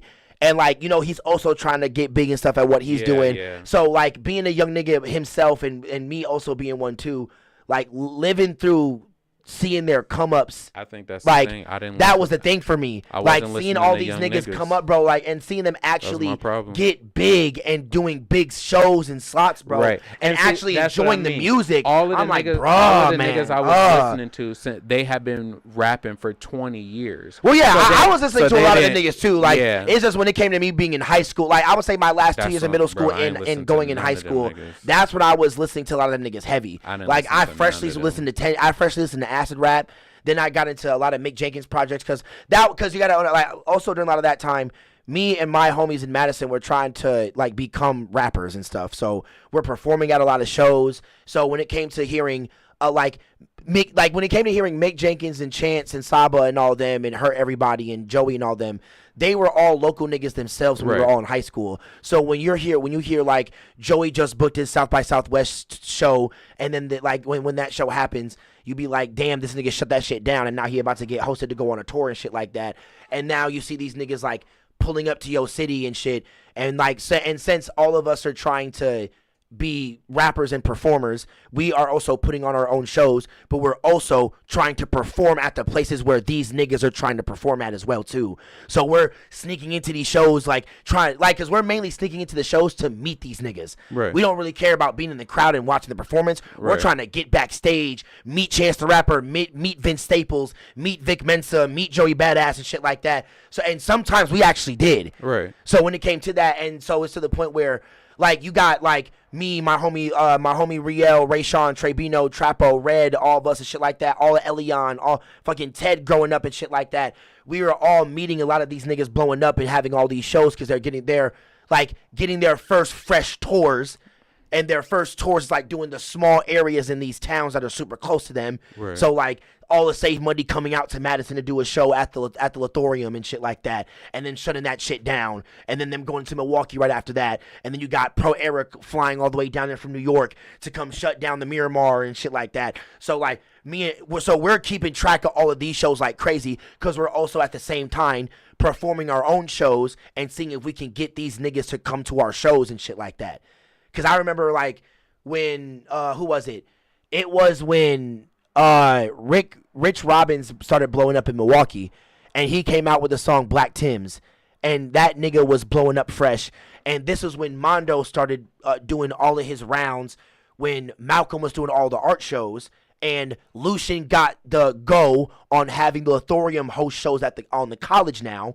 So now you got all of the local hip hop niggas that don't have nowhere to do shows at. Now we literally have a place where niggas can make a professional flyer, have professional sound, have an actual stage. Mondo's blowing up as being a DJ around Madison, so he's doing all the DJ work. And you got some of the like local niggas from this area who are blowing up internationally. Like Trapo was one of the most blown up niggas during those 6 years of us doing these shows. That's why he ended every show, because all of us knew that if he ended every show, everyone would stay until because when we weren't doing that, when we weren't keeping the actual blown up niggas for the last slot, we would see them all leaving. Right. Because it ended up getting die down and get boring. He's your headliner. You can come in.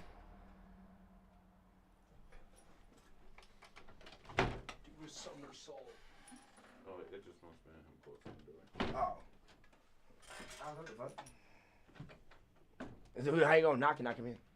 But I was like, yeah, so when it came to shit like that, all the times that me growing up, when it came to me and seeing my local music homies, even like a lot of like, you and a lot of my homies from Beloit doing they shit, that it was seeing that like these young niggas blowing up. We're fans of them, but we're also trying to get in cool with them to use them as leeways for us to blow up as well too and shit like that. Fake. Head ass. Cause like when it came to cause I remember when y'all don't know them, but my two homies Kyle and Keem started blowing up in Madison really heavily. And when it came to them blowing up in Madison really heavily, they started booking a lot of like they started performing at Bratfest. They started performing at the Taste of Madison. So these are big slots where like small niggas like us don't usually get the time to like they don't really look at us. Like that's when Kevin Yang was blowing up and shit like that. And when you had like a lot of kid friendly local niggas blowing up in this scene to be able to come out here and do they thing. So when it came to that, we were also trying to get in cool with them to be able to have them come to our shows and do that shit like that. So you know, like it's just cool, like seeing a whole bunch of niggas we know getting cool with a whole bunch of rappers we listen to that are blowing up, and all of us trying to cohort with each other to blow up in our own style, in our own way and shit in this area. Cause when it comes to the Madison scene, bro, and seeing that how many people weren't giving us places to perform at, and the second that's why shout out to Malcolm. I'm gonna have him on here and interview him when he comes back to Madison. Having him give us a space to be as wild as we want, as reckless as we want, to low-key smoke and drink in there. And if the cops come to this bitch, all he do is talk to them for 5 minutes and they leave. So when it came to him, because he did that the first 3 times and it worked flawlessly. Mm-hmm. So once we saw those first 3 times, everybody know that, damn, okay, this is official now. So now you got more niggas in Madison taking their music seriously, because that's when David and Juan was blowing up really heavily, making everybody's beats and doing everybody's mixing and mastering, because they were the most coldest niggas in Madison at doing that, especially for locally for everybody. Because Trey had his own camp, Trapo had his own camp of niggas that were doing it for him, but everybody else was going through them. So you had all of Elion going through them. You had Tino's early shit going through them. That's why his early shit sounds so well. And then you had Suvi and all them. You had Coop, who does all of his work with all of them and shit like that. Same thing with Austin. Same thing with Third Dimension when they were working with them and shit like that. And like Lord of the Fly and all them when they knew it. Like they just worked with a lot of people, but because they were really professional at how they were trying to make everybody's stuff sounded. Mm-hmm. Juan was the more band hip hop side of everything. So if you wanted to if you had to do like, if you just wanted to get into different styles of music, he was the one mixing and mastering your stuff. Mm-hmm. David was the hip-hop side, the heavy hip-hop side. All the trap music you wanted to do, all the heavy rap stuff you wanted to do, he was the one doing that. So when it came to being able to, in people in Madison having a lot of that shit at their disposal, that's why I always say that in the Midwest, Madison, me seeing everybody, the college town. Yeah, Madison was the most on par with Chicago. Yo, what's good, Alex? What's good? Shout out to you, my boy. Shout out to you being out here. Thank you so much. But when it came to me seeing a lot of the niggas that I was friends with and around doing their thing, especially when niggas did that show when they collapsed the house. Yeah. That was amazing. That was fire as hell. So when it came to seeing a lot of that stuff, it was showing me that a lot of my boys in Madison were taking a notepad description from a lot of the niggas in Madison. I mean, a lot of the niggas in Chicago, and was making it work, and I was seeing it done in real time. So that's why when it came to me being into a lot of these people, I was like, damn, that like, because we were keeping track of a lot of the tours they were doing. If any of these niggas that I've been saying were at all coming to Wisconsin or Madison, we were going. And we were trying our best to sneak in backstage or anything like that, and actually get inside to actually meet these niggas, not just be a fan. Yeah.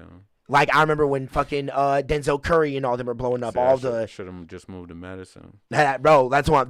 We didn't have. You should. That's why I kept trying to have a lot of my Beloit niggas meet my Madison homies and stuff like that. We didn't have a music scene out in Beloit, and a lot of the talented Beloit niggas who I knew, bro, it was crazy, bro. Yeah, they were like, they were probably in Madison all the time. Like they were. Bro, shout out to Trace. That's the reason why he kept shifting, going to Madison a lot. Right, but that's what I'm saying. There was Trace, and like his crew Chaos and and all stuff, them and and stuff shit like like that, But like- like that's what I'm saying. Like that was their crew. Yeah, exactly. You know, there wasn't like a whole lot of people other than him and a couple other people, you know. But he was the crew of whereas, Beloit like, that would sometimes their crew would go to Madison and venture with them Yeah. niggas and bring that right, shit back. But So, yeah. in Madison, like you guys had a bunch of different Bro, groups, so many niggas, bro. independent artists, all bro. of that stuff. Nigga, Not I for- met shout out to yeah, Chris for, Labella. for hip hop. Everyone knows that everyone when in everyone met Beloit. Chris Labella. That's how I think he ended up Even getting in Kembe Janesville, X they when didn't he have was early in his career to come DJ out in Madison for one of his shows Mm-hmm. at the Vault. That's what they, like, because all we really needed was a lot of people to just give us venues. So once people started finding like the underground backyard venues to start booking themselves at, that's when shit started going crazy. Because now, But yeah, that shit, a lot of that, well, in Beloit, Janesville and shit, that stuff didn't start happening until I was like a senior about to graduate. It was a lot of the younger kids, the younger generation who was coming it wasn't up, until after I graduated it started going really heavily. who started like really in Beloit though. Yeah. Like in Janesville, it was a little, or not Janesville, Madison, that shit was different. Cause like, No, I'm talking about Beloit. Yeah, that's what I'm saying. Yeah, facts. yeah, Because they like when it were- came to me coming back to Beloit and seeing a lot of the artists that was trying to make it big out here, like that's why I kept saying, bro, y'all gotta come out to Madison and meet my homies out there, bro. Like they're trying to get shows started if y'all, because that's what I was always saying to a lot of people. That's what I was saying to my boy Riel. Shout out to Riel. I was saying that to him a lot while he was living in L.A. for a little while. I understand that it is good to go to a bigger city, but in my opinion, it's never good to restart if you don't even have a secure base where you're at. Because you restarting in a whole new place where you have niggas in that same race as you who are going to topple over you in every instance, especially if you don't know nobody out here. Like, because that's what ends up making niggas get into different shit. Because when they see that they shit ain't actually working out because they just took everything it took in their own like vice to move here and say like I'm gonna make it work here, and then it don't, and you get into something else, and you're not doing the original passion which you did when you came out here. Yeah, it would just It's just draining. It's too just draining. Work on where you are. I mean, Yeah, if you see now it blowing up, go with it. Now you have different ways of getting popular and stuff, so you Yeah. can do different things. But if you're really trying to take the show route, and if that's the way You have like, to if you're put- becoming an artist. You put have out to, music, and then the place that like you can see all your analytics and shit like that.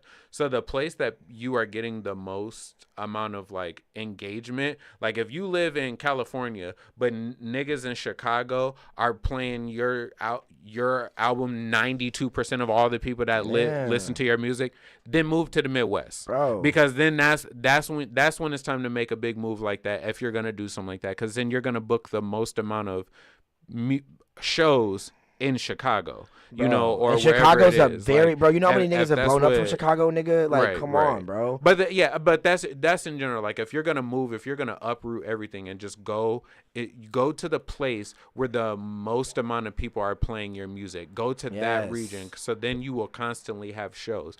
And then that your music might sound a little bit like the music of that region. That's why they're listening to it so much. Exactly. You know. So And then you Yeah.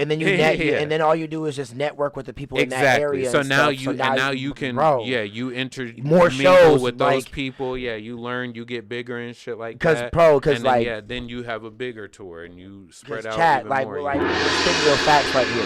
Please listen.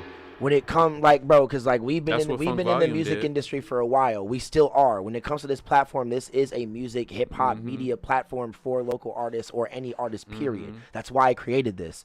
When it comes to it, you just creating music is not going to fucking be enough. You just hashing everything in the if vault. you want to be an artist that's making music off of money, or They making making money off of music, you have to making get your music, face card out you, there, bro. You have to. You have to be do seen more. out there Yeah, by you can't people. just make music, Bro, like, yeah, like you gotta unless actually you're get your unless face out there to you're- people. Unless you're amazing, wow.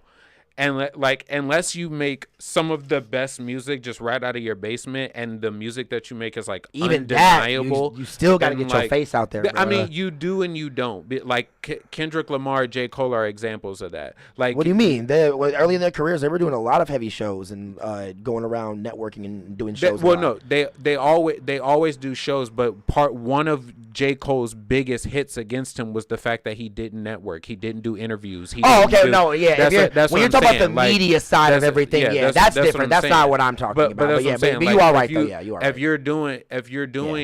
If you make very, very good, amazing music, like you could, especially in today's world, you don't necessarily have to go and do a bunch of stuff because you have social media. Like, people can see and get familiar with your face just by seeing you on a YouTube short. Like, there are people who've never been to, like, the 85 South show. They do tours and they go out on tours, you know? Yeah. And I've never been to an 85 South show.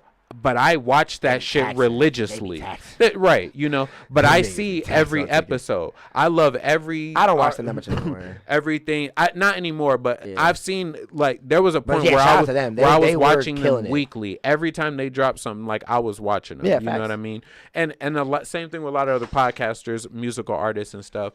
It's like I think especially today, you can go really far without having to like do a bunch of shows, but that then on that side you're going more. I'm not saying you don't have to do a bunch, right? You at least have to get your face card out there to people in real life, in person. If you're really trying to make money, if you're trying to be serious about it, you have to. As an artist, that's just a null and void. If you do it on the other side, especially in today's world, you're going to get hit with the YouTube rappers. Yeah, you're going to be just a content creator at that point. Exactly. That's what they're going to get you I'm not going to trust you to be an actual performer. If you're trying to be a real, I need to see a stage presence. I need to see how your cadence is on stage, how you work a crowd. Like that. You just being in a YouTube video, there's no crowd in front of you. How am I going to know that you're actually going to work a crowd the right way? You might get 1 million views on these YouTube videos, but if you can't shake a crowd of 10 people and get them bumping to your shit, then I'm not going to trust you in front of 10,000 people. Like, no. Like, so when it comes to that, if you are trying to make money and be serious at this music shit, you need to work some type of stage presence and get your face count out there. If you trying to take it serious, if you're just trying to be, like how you said, a content a music content creator and a YouTube rapper, that's why DDG stopped doing that shit. That nigga put down the YouTube for a little bit and started doing a shit ton of shows and tours. Labels and stuff won't take you seriously. No. If you just don't worry about no labels if you just gonna stay the content route. Like, just because the content gonna make you more money than the labels will at the end of the day anyway. If you take it's a 50-50 gamble to a degree. If you do it that way, you have to be good. Yes, that's what I'm saying. That's what I'm saying. If you're not amazing, and you're not, he's right on that. Like, that's what I'm saying. That's I get what's on that. You have to be able to do it that way. Your music has to be so undeniable that you can sell 1 million records without a label.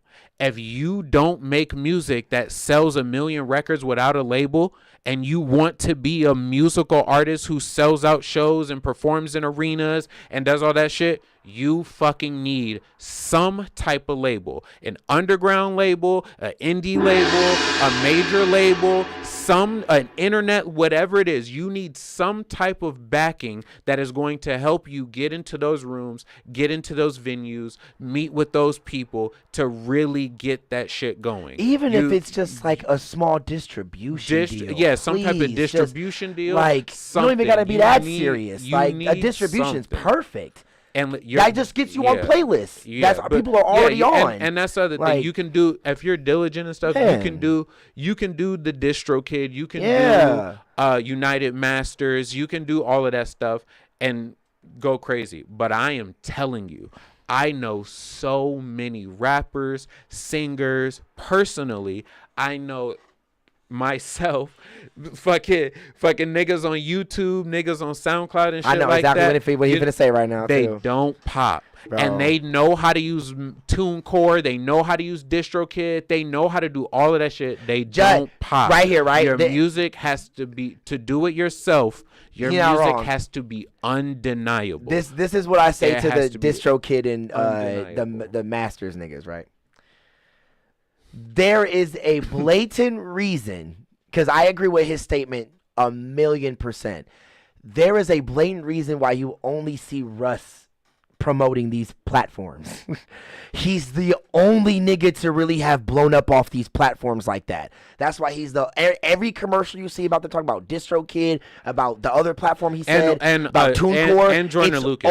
Joyner Lucas. And even you don't even see Joyner Lucas doing ads for them shits. That nigga make a song and put that shit on there. No, he does Tully. That's the same. Oh, okay, yeah. He has a big sponsorship with Tully. Every song that he said is written, mixed, mastered, and produced all on Tully. Okay, if it ain't Tully, then you don't see that nigga promote nothing. That's what I'm saying. Russ is the only one that promotes these top 3 apps and companies that, when it comes to like distributing your music out there, bro, please listen to the statement he just said.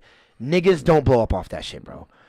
There's a reason Russ has a deal with DistroKid. That's why he keeps promoting it like that. Think about it. That, how many artists do you know got big off of that? Like how many? Exactly my point with saying Russ is like, the only one that. How many artists? Like name them. Name and yeah, you can make money and it took off of that. 7 years to blow up off that shit. You can make money off of that, and that's the thing. You got to measure. You got to measure where you want to go. Do you want to be Drake level? Do you want to be fucking Russ level? Do you want to be fucking, where do you want to land? You know, what is your goal? Because if you're trying to become the biggest rapper in the world, you need backing. Yeah, I don't know any other person that has gloated about making all these plaques and numbers off of TuneCore or any app like that besides Russ. That's where all of his plaques and stream numbers come from, or all these different apps that he's posted on. Spotify, Apple, there are other artists. That's what I'm saying. There are other that's what I'm saying. Joyner Lucas, Tully is okay. Besides them too, but that's what I'm saying. Like there are some people like fucking. Because I don't know any other niggas besides them two niggas. Even like the unless you tell me like, because SoundCloud to me is a little different. Like than like the TuneCores and all that shit like that. Even though this is the same fucking SoundCloud premise. is the same. I know, yeah, but I don't know why. I put the SoundCloud era just in a different shtick of TuneCore and all that stuff like that. I don't know. How many rappers got big off of SoundCloud and are still big? Like 3 or 4. No, hell no. Chief Keef did not blow off of SoundCloud. I would not label he was a SoundCloud rapper. He was Chief Keef. All of his shit came off of his YouTube music videos. Right, but Chief Keef. But you're right. Chief Keef is still a modern age. Yeah, but you wouldn't call him a SoundCloud rapper though. Social media. That's the whole. Well, I know. I get what you mean. Right, I'm not dumb. I get what you mean. Right. But when it comes to, if you ask anybody in the hip hop world, where would you label? Chief Keef as a SoundCloud rapper? They would say no. Right. That's fine. Sure. That's fine. Yeah, but I think it's not a SoundCloud rapper. But he still falls in the umbrella of he is a part of the social media age. Oh yeah, I would. Yeah, that's just a given of him being in this era. Period. That's what I'm saying. Like. But that's what I'm saying. United Masters, TuneCore, all of that shit are distribution things that put you on social media platforms. Yeah, I know how they all work. Yeah. So that's what I'm saying. That's what I'm saying. I get that they're all in the same umbrella. I just don't lump in SoundCloud with all those other apps. That's just me personally, because of when it comes to a lot of people but it's the same thing. I know that. But that's saying when it comes to a lot of people talking about the SoundCloud era and stuff like that, like I don't know. It's just the mantra YouTube of was them around before SoundCloud was. I know that, honestly, but it's just the mantra of people only bringing up SoundCloud and no other app besides SoundCloud when it comes to them talking about the SoundCloud era. So when it comes to me ever hearing that, like, there was niggas like posting on the other apps and stuff like that, but the main one that everyone was trying to get their licks off of was SoundCloud, and that was the biggest one. Well, no, because during the SoundCloud era, niggas were blowing up on SoundCloud, but they were trying to make their music on BeatStars. That's where everybody was trying to put music out. That's because that was the place that you would go, like the United Masters, TuneCore, and all that stuff. To put you on SoundCloud? No. to get on to major distribution. No, I'm not. Yeah, I know waves and that. stuff. I'm not talking about that. I'm talking about specifically no, only SoundCloud. Right. I know, but the people who blew up on SoundCloud, niggas like Chief Keef and all that stuff, were releasing music on BeatStars and all that stuff, and their music wasn't getting cleared. They were losing money on shit, and so, but they were putting the music on SoundCloud, and the people, instead of going to instead of I'd going say Chief Keef blew up before the SoundCloud no, era. I know, but you're not listening to what I'm saying. What I'm saying is SoundCloud is almost more of the thing that you're saying. It's not that you don't lump it in. It is almost the progenitor of those things. Yeah, that's why I only talk about SoundCloud. But that's what I'm saying. But like they all had their own individial things. I know. TuneCore and United Masters both exist now, but TuneCore had like a 8-year run. Yeah, I know. TuneCore and all this shit is old. Being its own dominant Yeah, I thing. know. It was the only thing that everybody was going to. Same thing with DistroKid. Same thing with SoundCloud. They all had their own. Well, yeah, I know that. Like I had me and all of my homies when it came to us making music, talking about all that stuff too. Yeah, like the same way I just Vine. I just never had my homies when it came to us making music using a lot of that stuff. Yeah, like, right. But so that's what I'm saying. That's why I only clump in SoundCloud is itself. When it comes to you saying that is right. They are the provider of those platforms and those apps. But I only talk about SoundCloud when it comes to talking about those apps in that specific area of when it comes to what they are. Like I don't understand what you mean. I only bring up SoundCloud. I don't bring up DistroKid or any of those other platforms. Well, why not? I just don't. Like most of the people don't when they talk about the SoundCloud era. Yes, they do. Like who? Yes, they do. Whenever I hear people talk about the SoundCloud era, they really only bring up SoundCloud as the website and how people were manipulating and using the website when it came to the SoundCloud era of using it. But it was because of something else. There was a cause and effect to that. SoundCloud became big because underground artists who couldn't get their music to cut through, that they were using the distribution online platforms that they were paying money to use, their music wasn't cutting through on those platforms. And I know a lot of artists that was doing that. Yeah, right. On SoundCloud, it was the people who were spending money on BeatStars, on fucking the hot mixtapes. No, I know the artists that were doing that. That's what I'm saying. A lot of the artists that when it came to me talking about when it came like what they were using to put their music on, a lot of like when it came to you saying that they were going through all of those platforms first, they weren't getting cleared, so they switched over to putting on SoundCloud because it was free and all that stuff like that. That's not what I'm saying. I'm not. So what are you saying? I'm not saying they switched over. I'm saying they were dropping their music everywhere. They casted a wide net and were putting their music out everywhere.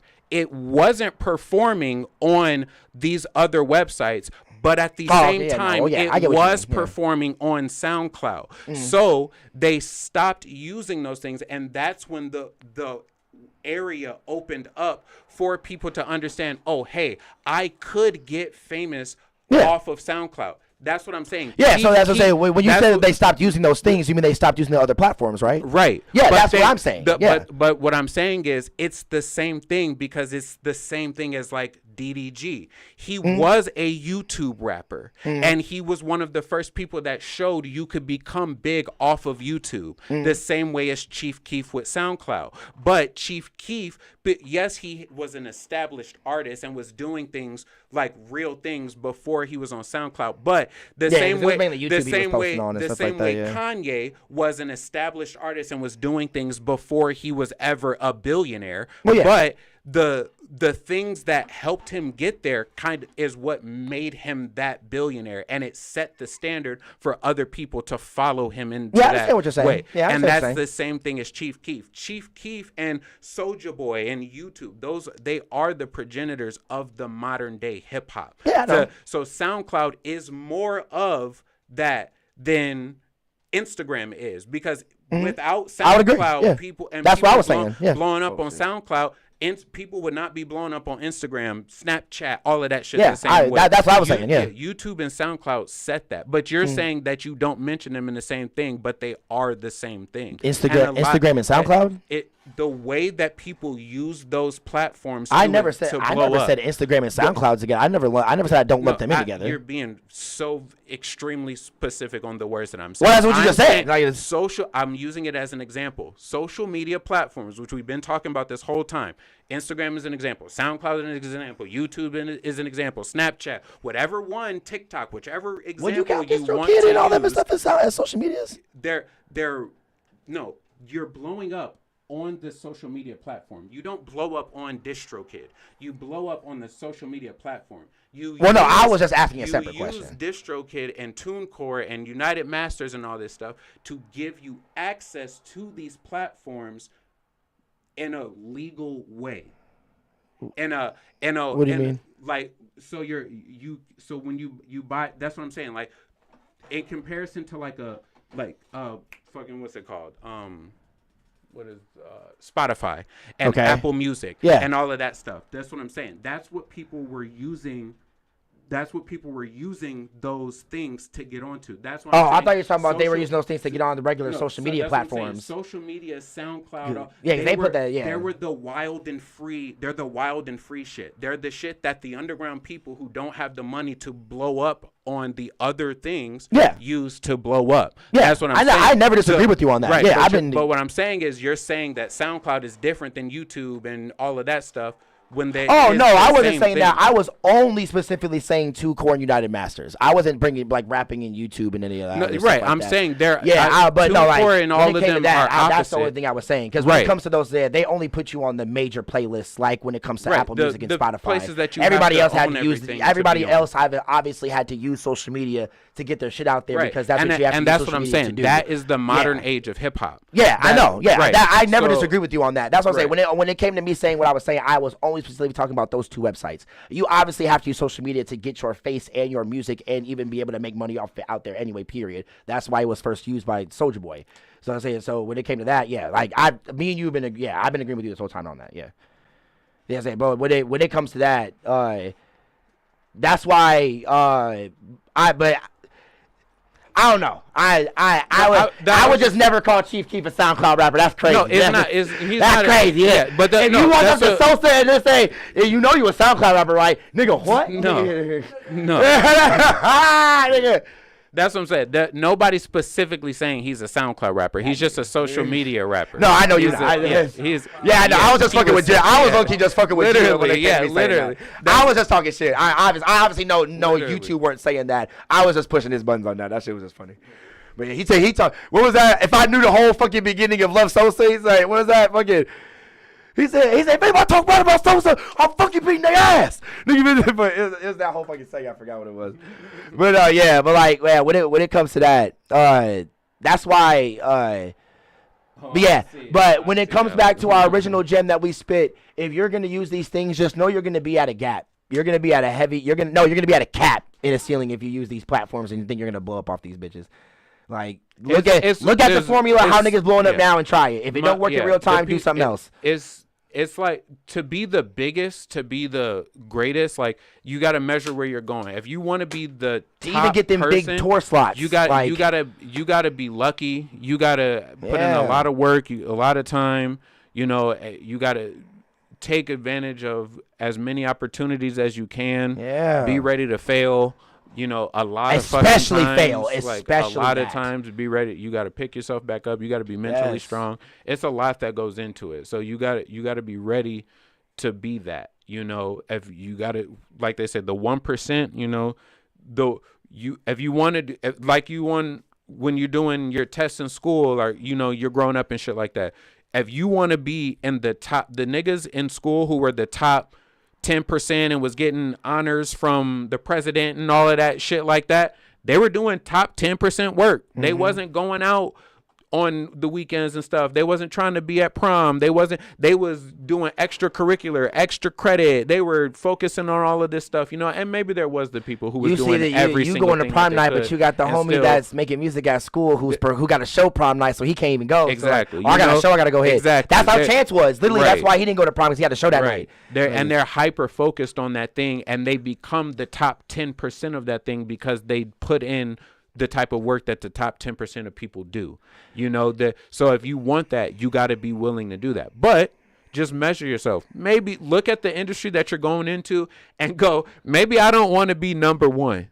Maybe I want to be like number 700.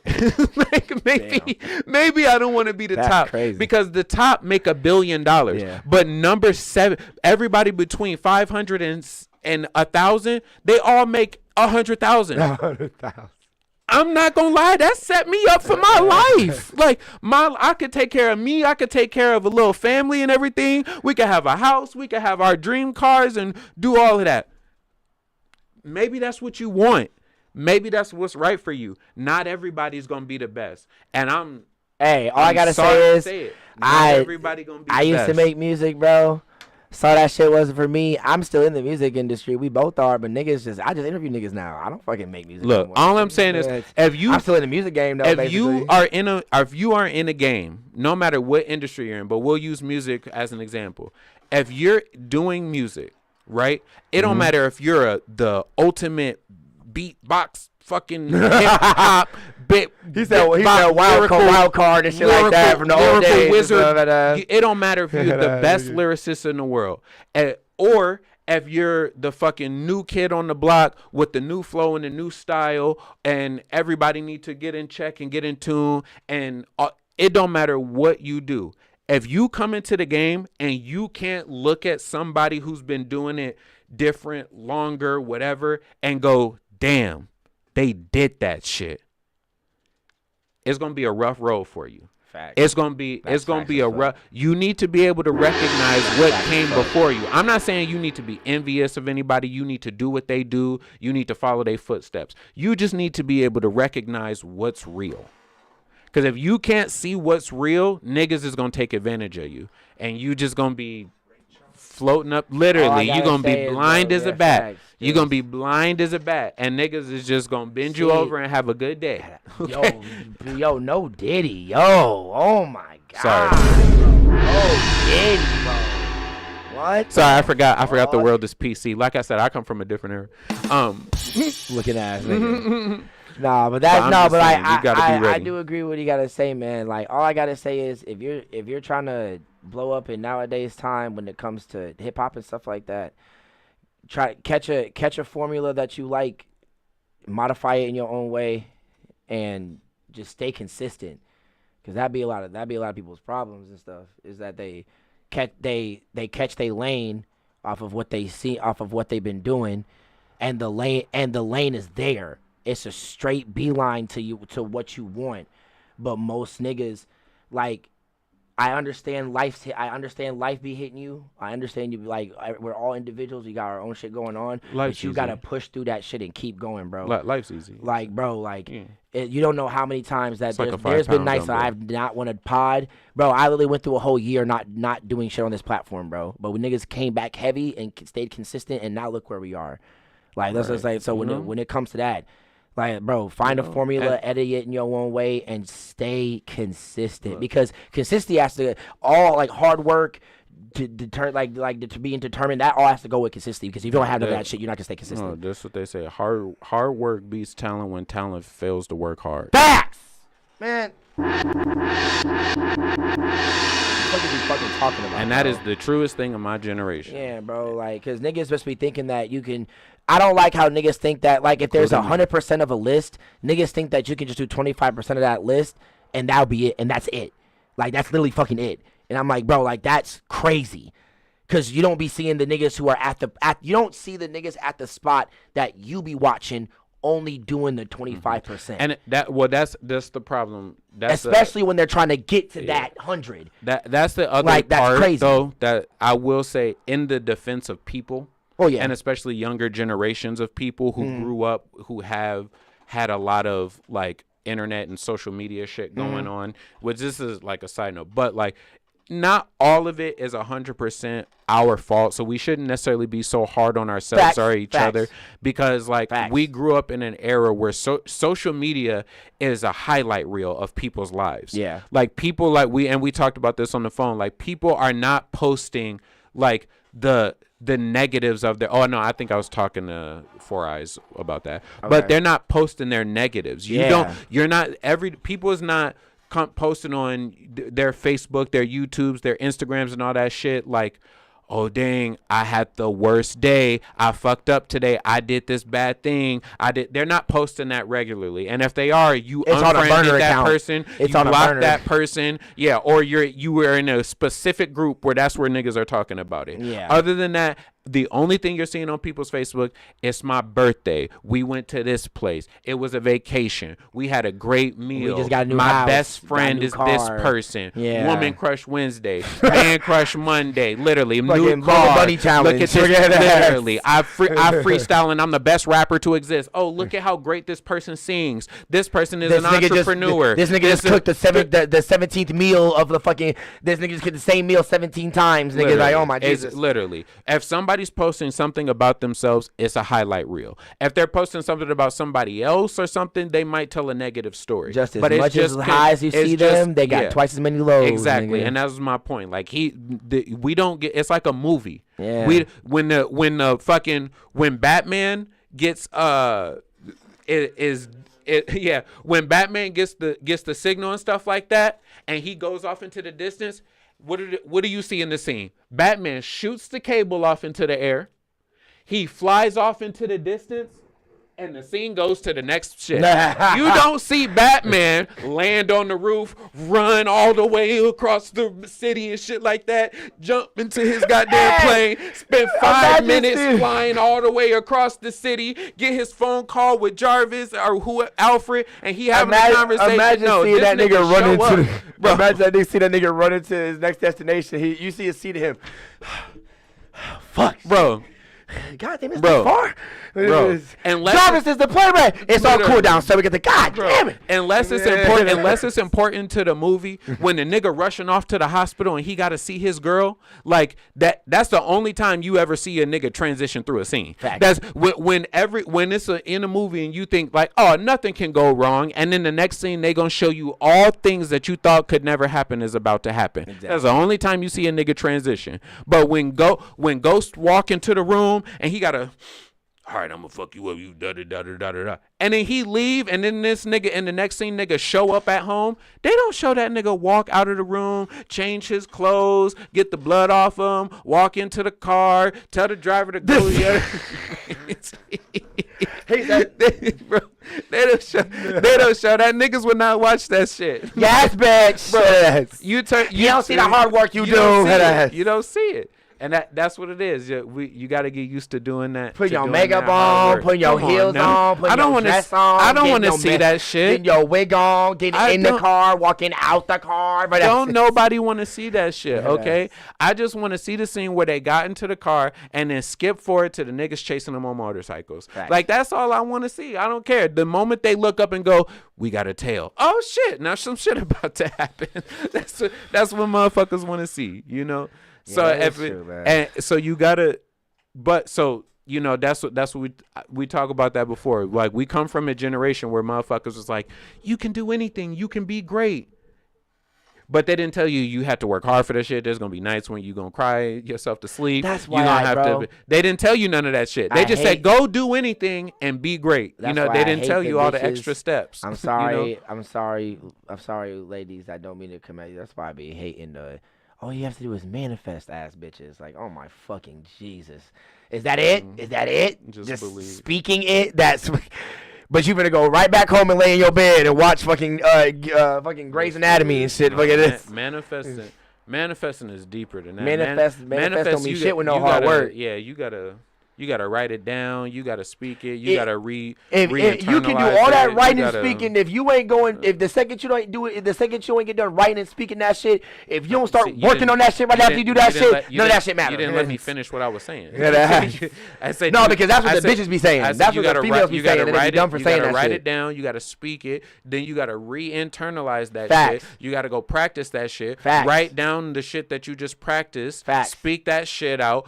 Put that on a different board. Take all of the shit that you didn't like out of that out. Try that shit again. Write it down again. Record the next time. Then make a recording of you speaking it out. Go back to it. Listen to it. Damn, that was all. Rewrite it down. Like you gotta do all that shit, bro. You gotta. But that's the thing that with him saying all that, that's the shit that nobody wants to do, and that's what I be seeing a lot of. Nobody want to do that shit. But you have, you are right. No, he is right. Could you imagine? Right. You imagine schedule how many people out there live their life when they're like, they just, all right, you know what? Damn, I need to go to the grocery store. All right, so I'm talking about what their passions. I ain't talking about normal life. Listen. What I'm saying is though, just basic things. Yeah, basic things. You don't want to have a schedule to schedule your life. Most people are like, okay, hey, I gotta work, you know. But when I get home, hey, I'm gonna chill out. I'm gonna play the game. I'm gonna watch a show. Don't think that's what I meant by what I said. No, I'm not saying. I don't think they think that. That's not what I'm saying. Let me finish. What I'm saying is things are very spur of the moment for most people. I know a lot of people who are very talented. And part of the reason that they haven't made a lot of progress is because they don't have a schedule set for themselves. Yeah. So they don't make time for themselves to learn things, to fail, I'm going to set aside an hour for this every day to make sure I read, make sure I do some music, make sure I do and then I'm going to set, and then in 2 hours, every day at 5, this is when I eat dinner. On Mondays at this specific time, I meal prep for the week. I go to the gym at this specific time, before work, after work. They don't make time for those specific things every day. I don't either. I don't. Would you say that's the thing that we got to start doing? Yes, that's what I'm saying. So yeah, that's what I meant by what I said. That's what I'm saying. But that's what I say. Most people will never get to that point where they're hyper successful like that, because even the basic necessities, just going to the store, they don't want that to be structured and scheduled. They want to, I got to go to the store. All right, I'll go to the store tomorrow. You're not wrong. You need, even at the most basic level, you need to have that type of discipline. Yes, you where do. It's like, hey, I'm going to the store, so I make sure that when I go to do my workout, I'm not short on my snacks, my protein shake. Your macros are kept track of and shit like that. Exactly. That's what I'm saying. The most hyper successful people, that's how they be working. Even if they're not planning it themselves, they have an assistant. They have, if you want to be hyper successful, write down everything he just said, because that's what niggas got to do to get when people get rich. That's why they hire all of these people, so they don't got to remember all of that shit. They can focus on one thing. Just know you're gonna have to do it yourself before you can hire anybody, bro. Exactly. You got to do it yourself, because that's what I be telling anybody, especially when it comes to getting into content creation. When it comes to getting into content creation and just doing a passion. I see a lot of people don't like to do the basic things that you have to do to show that you're serious about it. And it's the wax on, wax off theory. Yeah, you have to wax on and wax off. You have to, man. Because what does mopping have anything to do with martial arts? You know, they are extremely different that's tactics. That's a nigga's problem right there. So that's what I'm saying. What does groceries have to do anything with your passion? It's about the discipline that it trains you to have. You know, bro. You can discipline you can apply to all aspects of life, man. All aspects. Right. Especially and mainly to your passion. If you want to have discipline in anything, if you have a passion that you want to end up having to pay your bills at the end of the day, that's the main thing you got to fucking have that shit you for. You have to have, but you might need to find something easier to discipline yourself. Facts. Because that's what I was talking. Find you a lane to help you get into that discipline even more. Sometimes, or to keep it consistent. You gotta try and work from like have a big goal, you know, but look at the little things that are going to help you get there. Don't always try to do that. Like, hey, I wanna. If you wanna write an album, albums consist of individual songs. Yes. So every time you go make a song, don't try to write an album. Just write a song. Thank you. Like, don't like you want to make a movie. Movies consist of clips, of scenes. So go, instead of trying to make a movie as your first thing you've ever done, go make a couple scenes. Yes. Make some skits. Make some, do write some a script. shit. Make a rough draft or something. Write a small script. Write a script for write a dialogue. Write a monologue. Write something small. There's lanes to everything. Write 10 of them. There's lanes to everything. And before you ever write one full script, write 10 monologues. And then write a dialogue. Write a monologue in somebody else's. You're a man. Write a dialogue for a woman through a woman's eyes. You're a woman. Do the same thing for a man. Write it from a children's perspective. All sharpening that sword, Write it man. Change all it. Sharpening that figure sword, out man. what you're trying to say, in the best way that you can say it, and all of the ways that it could be said. If you want to be the greatest, that's the type of shit you got to do. Like, you got to be fucking. You got to do the shit that the people that you see that are great had to do as well to get to where you want to be at, man. And then better. Yes. And then better, because today people's people's attention spans is so short. You can't. That's why, like, Drake is so great, because even though, like, maybe not everybody would say he's better than Michael Jackson or nothing like that, but he can now use these accolades to go, I am. Yeah. I sold more even if it's not true, he can say it. Yeah. I sold more records, so it makes me better. And what you gonna say? No, yes, look. Yeah, like, you tell me I'm wrong. Like, change my mind. You can't change his mind. It don't matter. Even though he probably would never say that. You know what I mean? No, that's true. That's true. But like, people, you have to.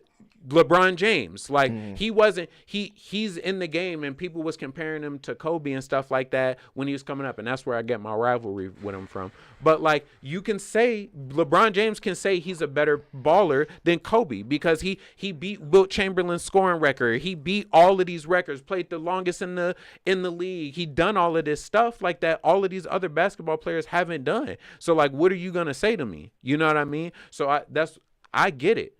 Like, so they did what the other niggas was willing to do. The niggas that was better than them were willing to do, and then they did it better. They did more of it. They went the extra mile. I'll give you a perfect example, right? And low key, I feel like this is a very perfect example, even though this is a content creator, right? Kai, right? The biggest streamer of literally all fucking time. That nigga literally is goddamn Nigel Houston of the skateboarding community right fucking now, right?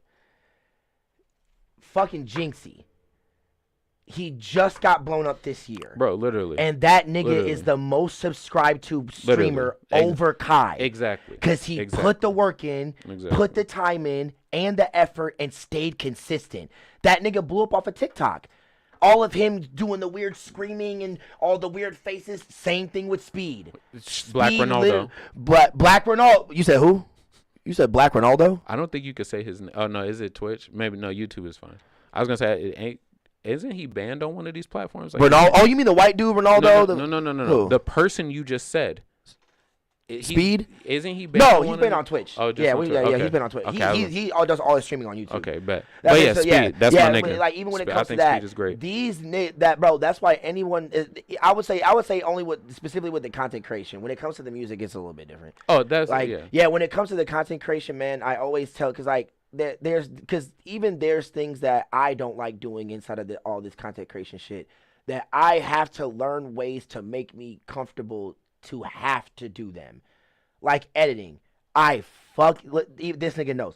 I fucking hate editing. That's the one thing that I will not do when it comes to making content. That's why a lot of my shit is live and a lot of my shit don't have cuts in it. Because it's a lot of live content. I know it's not, but I just fucking hate it, bro. I hated doing this shit in school. That's why I failed that video class. But if that's because I sucked at editing and I did not do any editing projects. So when it came to that, but I have found little ways to be able for me to edit certain things. Yeah, you make it work for yourself. Yeah, because I know that I have to do these things to know that to get to where Jinxie to get to how Jinxie got there, to get to how Speed got there, to get to how all these content creators got there over the people who are the top in the game. They started watching someone and they said, I want to be where that person's at.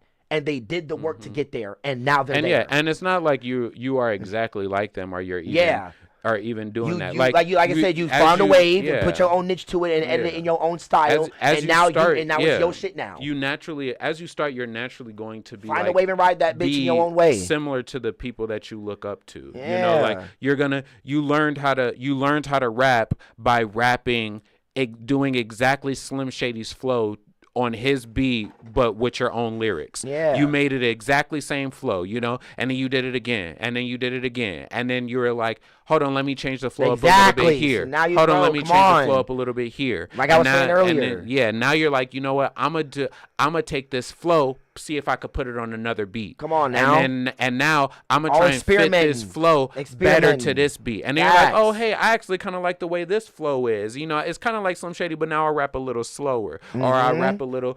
I use a little extra cadence here, or a little less here, or what. And then you start finding out where your voice lies, where your flow lies, who you are as a rapper, what you want to speak about, what all of this stuff, what you want your videos to look like. If you're going to be fucking Black Thought or you're going to be the Gorillas, you start figuring out who you are and what you like to do, and that's what defines you as a content creator, a rapper, a writer, or whatever it is. Anything. Yeah, whatever it is. That's what I'm saying. That's what I'm saying when it comes to that, right? Damn it! It's 8:30. No, yeah, I was just gonna say some fucking golden ass shit.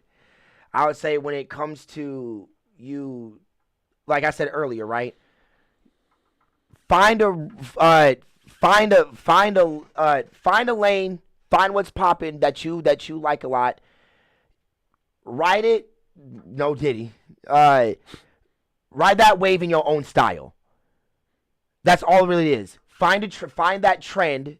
Find a trend that's in something that you enjoy a lot, and style that bitch in your own way. But do what he said. Do the shit that you don't like doing when it comes to being in that area. Do certain thing in different types of waves when it comes to slowly getting yourself to be able to be consistent and have enough drive and work ethic as the people there. Do your thing, but try other people's methods to do it. Thank you. You just you can be you. You don't have to necessarily imitate or try. Yeah, just because you're riding a wave doesn't mean that you have to ride the wave like everybody else is doing it. Like if you are a night owl, or something like that, you stay up all night. Maybe you should try some of the tactics that maybe early morning people use at night. Maybe that'll work for you. Maybe that's your balance. If and so you just try different things, and maybe it doesn't work. But you ain't got to try different things. You ain't got to tell nobody you're doing it. You don't have to be embarrassed about it. Just keep doing it. Once you stop experimenting different ways of doing your shit, that's how you know you gave up. Your role. Once you know that, once you literally have stopped experimenting in different ways of doing your shit, especially if you see that shit ain't working, the second you stop, that's how you know that you're not, which is how I feel about Drake. I give him that. But I was like, yeah, but he stopped experimenting with the shit that he was great at, and yo nigga apologized, so I don't want to hear that shit. Yo nigga turned sissy, so whatever with that.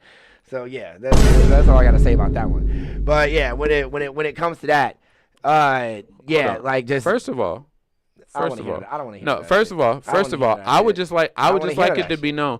Yeah, J. Cole is my nigga. However, since the beginning, and we can go back to the podcast, since the beginning, I said Kendrick was going to win this. Since the beginning, I said he was going to win this. So he did back out, but I never thought J. Cole was going to win in the first place. So it don't matter to me. Nigga, apologize. You're right. But I didn't think he was going to win to begin with, so I don't care. I mean, I care, but I don't care. I don't care. He's still a better rapper than Drake. Okay, no. He's still a better rapper than Drake. With apology intact. Drake could win this battle, and J. Cole is still a better rapper than Drake. I don't give a fuck. That's insane. That's literally insane. All right, y'all. We've been on here for a few hours, man. We've had a good pod. We've talked about some good topics, had some good hip-hop discussions. We'll be here on Friday with the boy Smitty. We're gonna do the pod. We're gonna do Friday's episode, and then we are going to I'm gonna interview Glow, or AKA Shoe in My Head, or Smitty's gonna do it on Smitty After Dark. So either or, you're gonna get two forms of content that night. So W on that. Smitty for calling us earlier and saying that him and Glow are coming by. So I will say, W for that and shit like that. Yeah, shout out to all that and shit like that. This is amazing. But yeah, shout out to y'all. We love y'all so much. Deuces. Shinobi. KageWolfShinobi. Yes, If sir. you don't know me. Yes, sir. You already know it. And, you know, we are. The Local Artisan. And also, Shout out to the Local Artisan. shout out to y'all, man. We love y'all so much. Deuces. Peace out. Well, I have to walk up to the camera and live stream. But